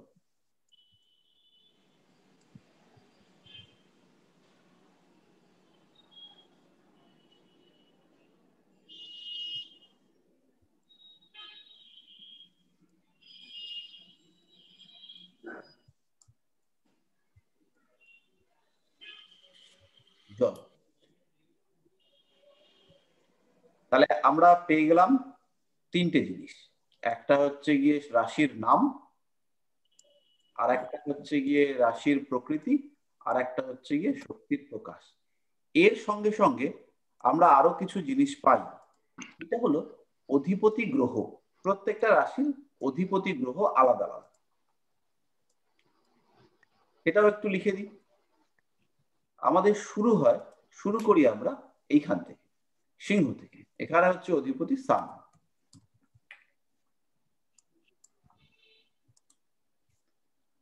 এর অধিপতি হচ্ছে মুন, চন্দ্র। বাংলায় লিখি, এই দুটোকে ধরলে পরে এই রবি চন্দ্র কম্বিনেশনের দুপাশে রয়েছে বুধ, এ পাশেও বুধ, এই পাশেও বুধ। এই ঘরগুলোর এরা অধিপতি। অধিপতি ব্যাপারটা কিরকম, এই ঘরগুলোকে এরা কন্ট্রোল করে, এই ঘরগুলোর মধ্যে এদের ক্যারেক্টার দেখতে পাওয়া যায়। বুধের পরে রয়েছে শুক্র, পরেরটাও এদিকেও পরেরটা শুক্র।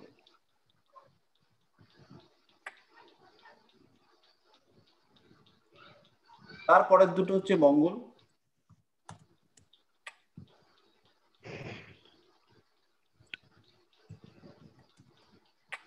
তারপরের দুটো বৃহস্পতি,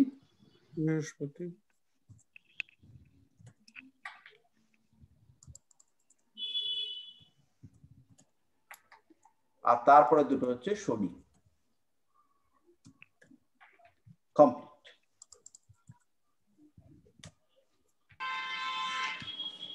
তারপরে রবি আর চন্দ্ররই শুধু একটা একটা ঘর। রবি আর চন্দ্রর একটা একটা ঘর, তার দুপাশে বুধের দুটো ঘর, তারপরে মঙ্গলের দুটো ঘর, শুক্রের দুটো ঘর, তারপরে মঙ্গলের দুটো ঘর, তারপরে বৃহস্পতির দুটো ঘর, শনির দুটো ঘর। রাহু কেতুর কোনো ঘর নেই। তাহলে এইবার আমাদের একটা মনে প্রশ্ন আসবে যে যদি দুটো অগ্নিতত্ত্বের মানুষ হন, বা যদি দুটো পৃথ্বীতত্ত্বের মানুষ হন, বা যদি দুটো মঙ্গলের মানুষ হন, তাহলে তাদের ক্যারেক্টার কিভাবে চেঞ্জ হবে? এটাই তো পার্থবাবু প্রশ্ন। এক্স্যাক্টলি, একদম। আচ্ছা, এবার এখানে আমাদের আরো অনেকগুলো প্যারামিটার রয়েছে। যেমন কোন রাশিকে আমরা পুরুষ রাশি বলি, কোন রাশিকে আমরা স্থির রাশি বলি, স্ত্রী রাশি বলি, এগুলো আমরা বাদ দিয়ে দিচ্ছি, এগুলোতে আমরা আসছি না। আমরা শুধু এই চারটে জিনিসকে নেব, মেষ, জ্বর, অগ্নি, মঙ্গল। এবার তিনটে অগ্নি রাশিতে যদি যাই, তাহলে তিনটে অগ্নি রাশিকে গোল করি, তাহলে বুঝতে সুবিধা হবে।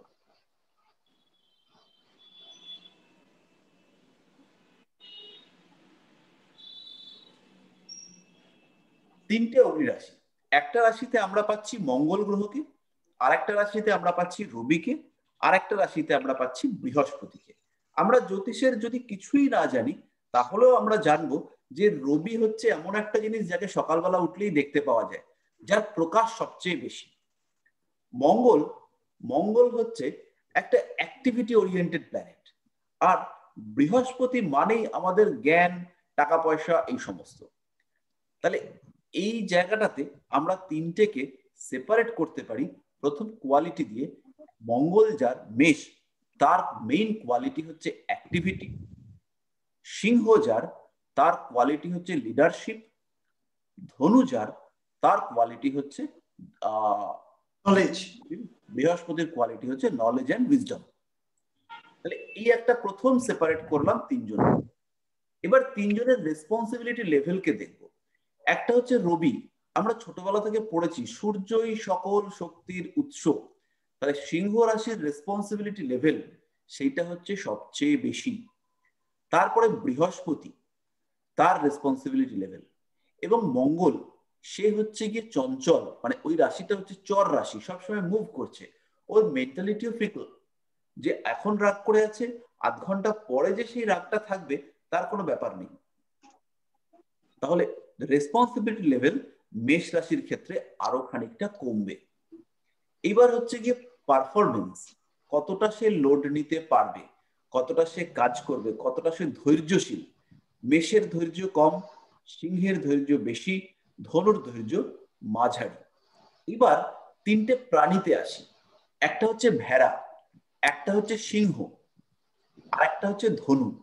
এই ধনুটাকে আমি এক্সপ্লেন করব, বাকিগুলো সহজ। ধনুটা হচ্ছে গিয়ে জটিল। ধনু হচ্ছে একটা প্রাণী, তার ছবিটা আঁকি। আমার আঁকা তো খুবই সুন্দর, তো এক্সপেক্টেড আপনারা বুঝতে পারবেন।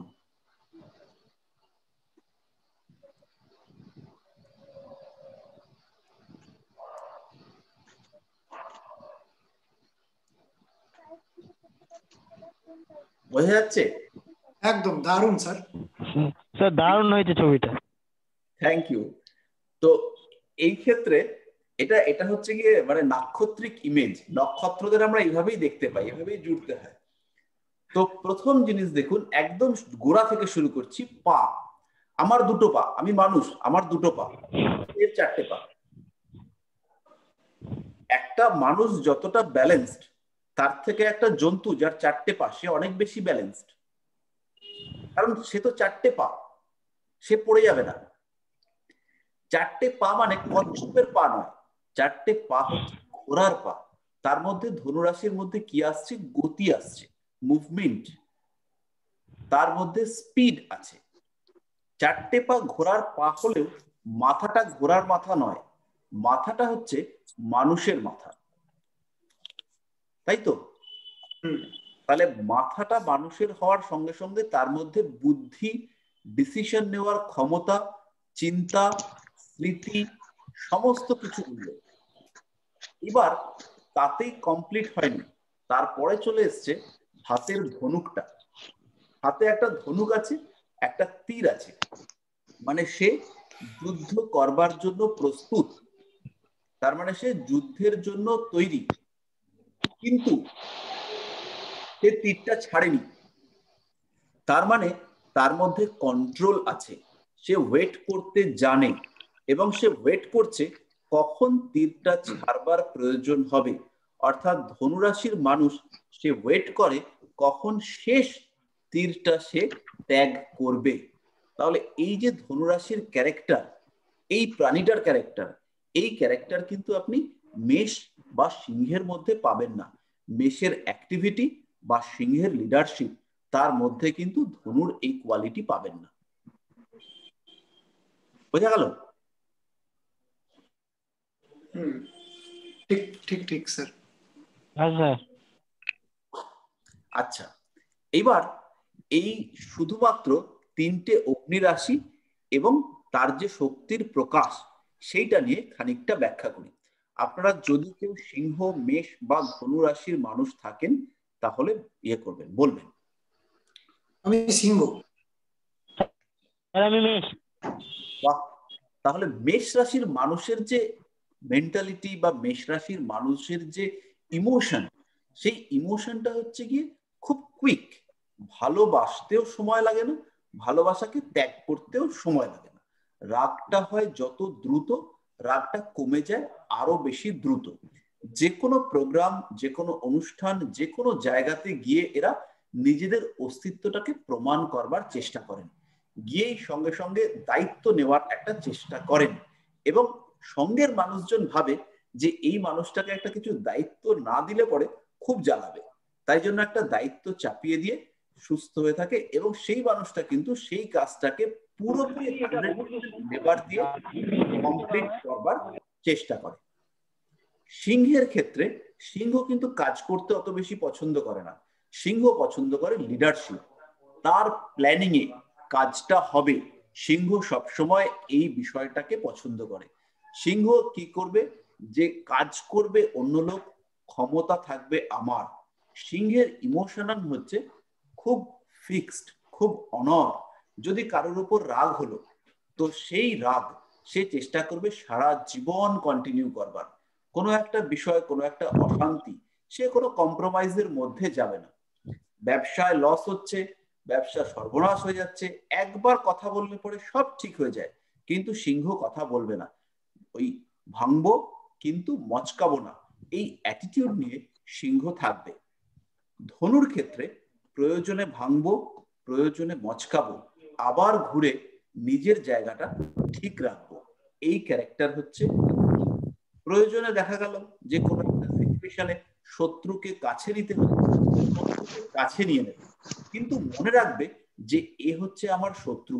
মেষ রাশির লোক কিন্তু ভুলে যাবে যে এ কোনো কালে আমার শত্রুতা করেছিল, কিন্তু ধনুরাশির লোক প্রকাশ করবে না, মাথায় রেখে দেবে যে এ আমার শত্রু ছিল। আর সিংহ রাশির লোক সব সময় প্রকাশ করবে যে এ আমার শত্রু। এই হচ্ছে তিনজনের মধ্যে ডিফারেন্স।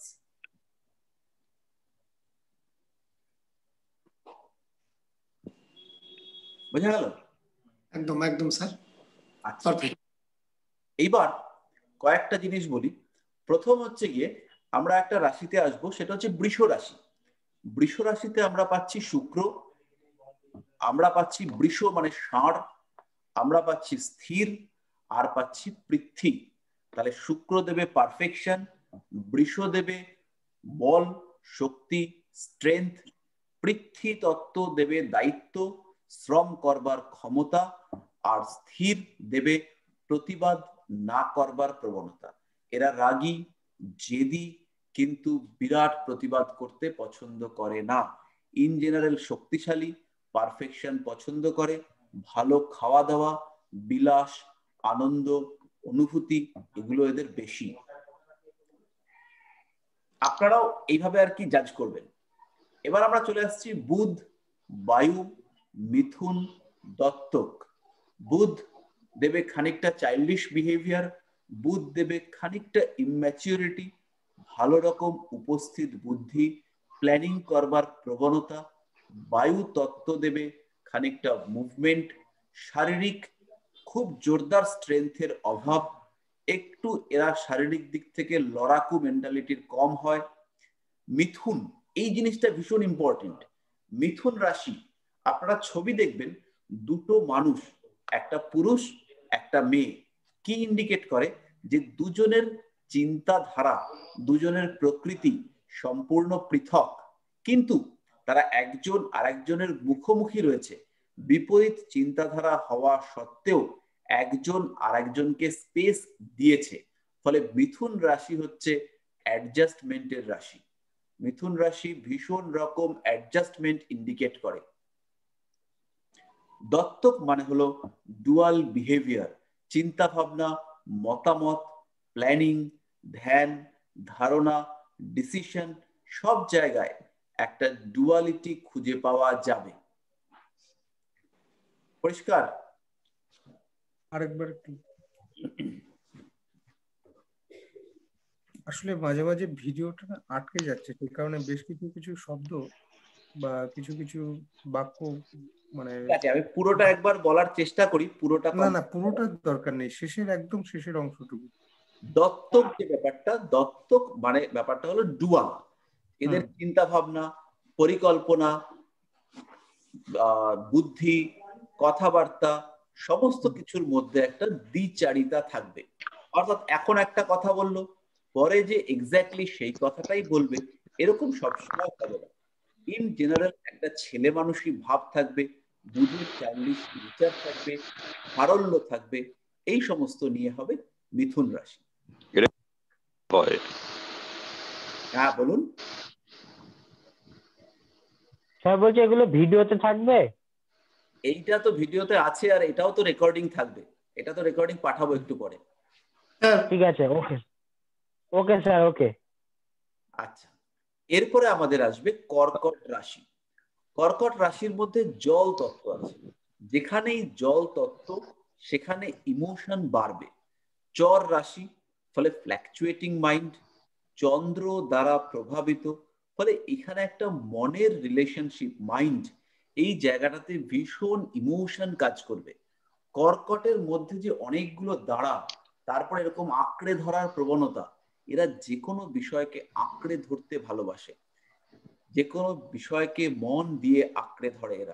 এরা প্রচন্ড ইমোশনাল, এরা প্রচন্ড সৌন্দর্য পছন্দ করে, এরা ভোগ বিলাস এই সমস্ত জিনিসগুলো পছন্দ করে। আর যে কোনো জিনিসের সূক্ষ্মতা এরা ভীষণ পছন্দ করে, একদম গভীরে গিয়ে কোনো জিনিসকে শিখতে চায়। এবং একই সঙ্গে এরা কিন্তু যে কোনো বিষয়কে, ওই একটা কথা আছে না যে মাথা দিয়ে নয় মন দিয়ে ভাবে, এরা সমস্ত জিনিসকে চেষ্টা করে মন দিয়ে ভাববার, মনের মধ্যে জটিলতা বিরাট থাকে না যদি না অন্য গ্রহ দ্বারা প্রভাবিত হয়। সিংহের ক্ষেত্রে তো আমরা বললাম লিডারশিপ কোয়ালিটি, তেজ, দায়িত্ব, সবাইকে নিয়ন্ত্রণ করবার প্রবণতা, রাগ, মেজাজ, যে কোনো একটা ইনস্টিটিউশনাল হেড, এই সমস্ত এদের মধ্যে দেখতে পাওয়া যাবে। এরপরে আমরা চলে আসব কন্যা রাশি। এখানেও কিন্তু বুধ, এখানেও দত্তক, যেটা এক্সাক্ট মিথুনে পেয়েছি, কিন্তু এই যে কন্যা, কন্যা আর ওখানে মিথুন, এইটা তফাৎ হয়ে গেল। মিথুনের যেটা রয়েছে বায়ু তত্ত্ব, কন্যায় রয়েছে পৃথ্বী তত্ত্ব। কন্যা রাশির মানুষদের কিন্তু স্ট্রেংথ অনেক বেশি, এদের গাট্টা গোট্টা চেহারা, পেটে কাটো, এবং হাতের মধ্যে দেখবেন বেশি লোম থাকবে না। কন্যার চেহারা মিথুনের চেহারার থেকে অনেক ভারী, আর ওইখানে বায়ু তত্ত্ব মানে পৃথ্বী তত্ত্ব, কন্যার রেসপন্সিবিলিটি লেভেল সেটাও বেশি, কন্যার মাইন্ড সফট মিথুনের তুলনায়। এবার এই যে কন্যা রাশি, এইটার যে সিম্বলটা একটুখানি এঁকে দেখাই, এটা একটু জটিল। আওয়াজ হচ্ছে স্যার, একটু আওয়াজ হচ্ছে, শুনতে পাচ্ছি না। আমার আওয়াজ হচ্ছে না?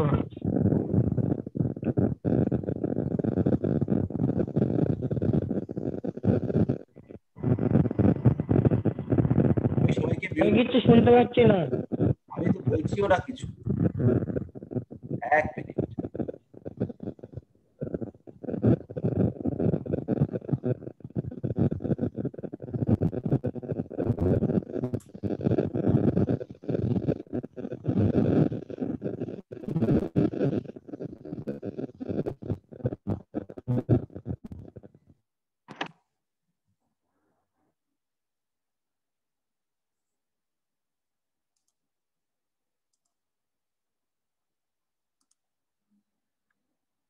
শোনা যাচ্ছে?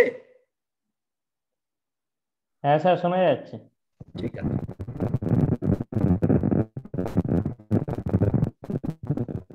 এই একটা আওয়াজ হচ্ছে কোনো জায়গা থেকে, বুঝতে পারছি না কার থেকে হচ্ছে।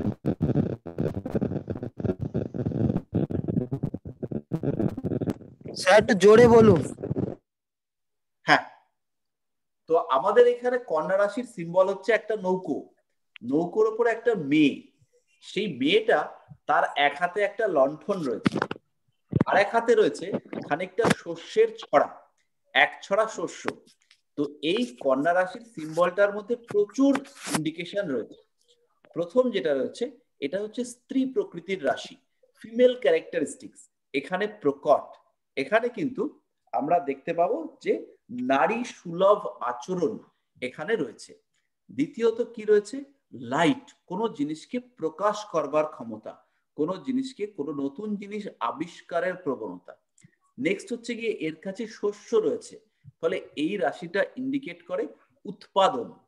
এই রাশিটার মানুষটা নৌকো নিয়ে এক জায়গা থেকে আরেক জায়গায় যাচ্ছে, তার মানে এর মধ্যে কোনো একটা কমিউনিকেট করার, এই রাশির মধ্যে কমিউনিকেশন আছে। এইগুলো কিন্তু মিথুন রাশির মধ্যে নেই। তাহলে এই যে সিম্বল, এইটাও কিন্তু ভীষণ ইম্পর্টেন্ট। এরপরে আমাদের হচ্ছে মনটা নরম, মন হচ্ছে নরম। এরপরে আমাদের তুলা রাশি। তুলা রাশি শুক্রের পারফেকশন রয়েছে, বায়ু তত্ত্বের জন্য যে খানিকটা দুর্বলতা বা বায়ু তত্ত্বের যে মুভিং ব্যাপারটা, বায়ু তত্ত্বের বিশাল চিন্তা ভাবনা, সেই ব্যাপারটা রয়েছে, চরের যে মুভিং সেটা রয়েছে। এবং তুলা, তুলা মানে তুলা রাশিকে অনেকে বলেন হালকা রাশি, তুলা রাশি বেসিক্যালি হালকা রাশি নয়। তুলা রাশি হচ্ছে, তুলা ব্যাপারটা ওই তুলো নয়, তুলা হচ্ছে তুলা দণ্ড। তুলা রাশির স্পেশালিটি হচ্ছে এরা ব্যালেন্সড, এদের ডান দিকেও যতটা বাঁ দিকেও অতটাই। তো এই যে ব্যালেন্সড বিহেভিয়ার, এইটা আমরা তুলা রাশির মধ্যে দেখতে পাবো। বৃশ্চিক, বৃশ্চিকের মধ্যে মঙ্গল, বৃশ্চিকের মধ্যে জল, স্থির, এবং বৃশ্চিকের ক্যারেক্টারিস্টিক্স, বৃশ্চিকের যে পেছন থেকে অ্যাটাক করা, বৃশ্চিকের পেছন থেকে অ্যাটাক করা, অর্থাৎ সামনে বিষ নেই কিন্তু পেছনে বিষ আছে, অর্থাৎ বাহ্যিক রূপ এবং আভ্যন্তরীণ চিন্তা এর বিভিন্নতা, এইটা বৃশ্চিকের স্পেশালিটি। ধনু রাশির ক্ষেত্রে আমরা বললাম। মকর রাশির ক্ষেত্রে চর, পৃথ্বী এবং শনি প্রভাবিত। পৃথ্বী রাশির ভার বহন ক্ষমতা, চর শক্তির জন্য মুভিং মেন্টালিটি। মকর রাশি এইটাও একটা স্পেশাল ক্যারেক্টার। এর মাথার দিকটা ছাগলের মতো, নিচের দিকটা মাছের মতো। তো মকর রাশির স্পেশালিটি হচ্ছে এরা ইন জেনারেল যে কোনো জায়গায় অ্যাডজাস্ট করতে পারে, মানে জলেও অ্যাডজাস্ট করতে পারে, আবার পৃথ্বী তত্ত্ব অর্থাৎ মাটি সেখানেও অ্যাডজাস্ট করতে পারে। তাহলে এইটা মকর রাশির স্পেশাল ক্যারেক্টার। আর এরা প্রচুর লোড নেয়, দায় দায়িত্ব ইত্যাদি নিয়ে সমস্ত কাজকর্ম করতে ভালোবাসে। কুম্ভ রাশির সিম্বল হচ্ছে একটা লোক, তার হাতে একটা কলসি রয়েছে এবং সেটা দিয়ে সে জল ঢালছে। তো হাতে একটা বড়সড় কলসি, তো দুর্বল লোক ধরে রাখতে পারবে না, তাই এর মধ্যে বেশ খানিকটা বল আছে। শনিদেবের জন্য ত্যাগ আছে, বায়ু তত্ত্বের জন্য খানিকটা শূন্যতা রয়েছে এবং স্থির, এর মধ্যে একটা ফিক্সড মেন্টালিটি, একটা চিন্তার স্থিরতা, সেটাও এর মধ্যে রয়েছে। স্পেশালিটি কি? কুম্ভ অর্থাৎ কলসির মধ্যে কতটা জল আছে সেটা আমরা বাইরে থেকে বুঝতে পারবো না। জল পড়ছে, সেই জল কতটা আছে, 2 ফোঁটা আছে না প্রচুর আছে, সেটা আইডেন্টিফাই করা মুশকিল। ফলে কুম্ভ রাশির মানুষদের মনের মধ্যে কি তারা ভেবে রেখেছে তাকে আইডেন্টিফাই করা কিন্তু বেশ টাফ। চলে আসবো আমরা মিন। মিনের মধ্যে আছে 2টো মাছ, তারা হচ্ছে বিপরীত দিকে মুখ করে রয়েছে এবং জলের মধ্যে তারা রয়েছে। এদেরকে নিয়ন্ত্রণ করে বৃহস্পতি। ফলে মীন রাশির মধ্যে জ্ঞানের প্রতি, জ্ঞান সম্পর্কে জানার ক্ষমতা রয়েছে। 2জন মুখোমুখি রয়েছে, ইন্ডিকেট করে অ্যাডজাস্টমেন্ট, ভীষণ রকম মানিয়ে চলবার প্রবণতা, চিন্তা ভাবনার মধ্যে ডুয়াল থিঙ্কিং, জল তত্ত্বের নমনীয়তা, এই সমস্ত নিয়ে হচ্ছে মীন রাশিগুলো। এছাড়াও আরো বহু ক্যারেক্টারিস্টিক্স আছে, আমরা আস্তে আস্তে জানবো। তো মোটামুটি 12টা রাশি সম্পর্কে, লগ্ন, বেসিক জ্যোতিষ সম্পর্কে আমরা খানিকটা ধারণা পেলাম। এইবার কোনো প্রশ্ন থাকলে পরে বলুন। একটা জিনিস দত্তক বলবো আমি? হ্যাঁ হ্যাঁ নিশ্চয়ই বলবেন। একটা জিনিস হচ্ছে এই যে দত্তক রাশিগুলোর মধ্যে একটাই মানে সবচেয়ে পার্থক্য বা আলাদা হচ্ছে কিছুটা কন্যা। তার কারণ যদি মিথুনের ক্ষেত্রে দেখি সেখানেও একটা সিম্বলিক একটা ডুয়াল ক্যারেক্টারের একটা ব্যাপার থাকছে। যদি মিনে দেখি সেখানেও 2টো মাছের একটা পরস্পরমুখী একটা ডুয়াল ক্যারেক্টারের একটা ব্যাপার থাকছে, ইন্ডিকেশন। যদি ধনু দেখি তার বডিতে একটা ডুয়াল ক্যারেক্টারের একটা সিম্বলিক থাকছে। কিন্তু কন্যাকে যদি আমি দেখি তাহলে কন্যার মধ্যে কিন্তু সেইভাবে ডুয়াল ক্যারেক্টার আছে। সেটা কি? প্রথমত হচ্ছে গিয়ে ওর হাতে একদিকে রয়েছে লাইট আর একদিকে রয়েছে শস্য, লাইট ম্যাচ করে না।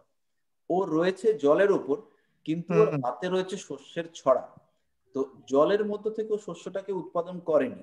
তো এখানেও কিন্তু ডুয়াল ক্যারেক্টার বা দ্বৈত মানসিকতা ইন্ডিকেট করছে। হ্যালো, হ্যাঁ বলছি কি তুলা আর কুম্ভ রাশিটা যদি আরেকবার বলেন। তুলা রাশিটা হচ্ছে ব্যালেন্সড একজন মানুষ, তার হাতে রয়েছে তুলা দণ্ড, সে সমস্ত মানুষ বা সে সবার মধ্যে ডান দিক বাদিকে ব্যালেন্স করে চলতে সক্ষম, মোটামুটি সবাইকে মানিয়ে গুছিয়ে একে নিয়ে তাকে নিয়ে চলতে পারে। আর কুম্ভর ক্ষেত্রে একজন পুরুষ মানুষ, তার হাতে রয়েছে একটা কলসি, সেই কলসি থেকে সে জল ঢালছে, সেই জল পড়ছে, কতটা জল রয়েছে সেটা আমরা বুঝতে পারছি না, কিন্তু একটা বলিষ্ঠ পুরুষ মানুষ যে জল ঢালছে সেইটা আমরা বুঝতে পারছি। Hello sir. হ্যাঁ বলছি কুম্ভ সম্পর্কে একটা প্রশ্ন আছে, যে কুম্ভ এরা সাধারণত স্থির প্রতিজ্ঞ হয়, তাই তো? এরা স্থির যেহেতু, কিন্তু বায়ুতত্ত্বের স্থির প্রতিজ্ঞতা বা বায়ুতত্ত্বের স্থিরতা সেটা কিন্তু খানিকটা কম। আচ্ছা আচ্ছা, বায়ুর যে স্থির ভাব সেটা কিন্তু খানিকটা কম, সেখানে পৃথ্বীর স্থিরতা সেটা অনেক বেশি। আচ্ছা আচ্ছা তো আমরা আস্তে আস্তে ইয়ে করব, জানতে পারবো বা বুঝতে পারবো, রিয়ালাইজ করতে পারবো। তো প্রথম দিকে একটু সমস্যা হবে, বা আপনারা অনেকেই শিখে রয়েছেন এবং আমাদের যে শেখার ধারণা সেটা দেখবেন খানিকটা আলাদা। তো এইটা আস্তে আস্তে চলতে থাকবে, ব্যাপারগুলো আমরা বুঝতে পারবো। আর একদিনে তো আমরা জাস্ট খানিকটা ধারণা লাভ করলাম। তো এই ভিডিওটা আরেকবার দেখুন, দেখে আবার যদি কোনো প্রশ্ন আসে তাহলে সেই ক্ষেত্রে সেইগুলো আমরা আবার পরবর্তী আলোচনাতে বা গ্রুপে ডিসকাস করে দেব। এবং যদি তার মধ্যে অন্য কোনো প্রশ্ন আসে তাহলে সেই ক্ষেত্রে সেটা আমাকে জানাবেন। জানালে পরে কি হবে, আমি সেইটার রেসপেক্টে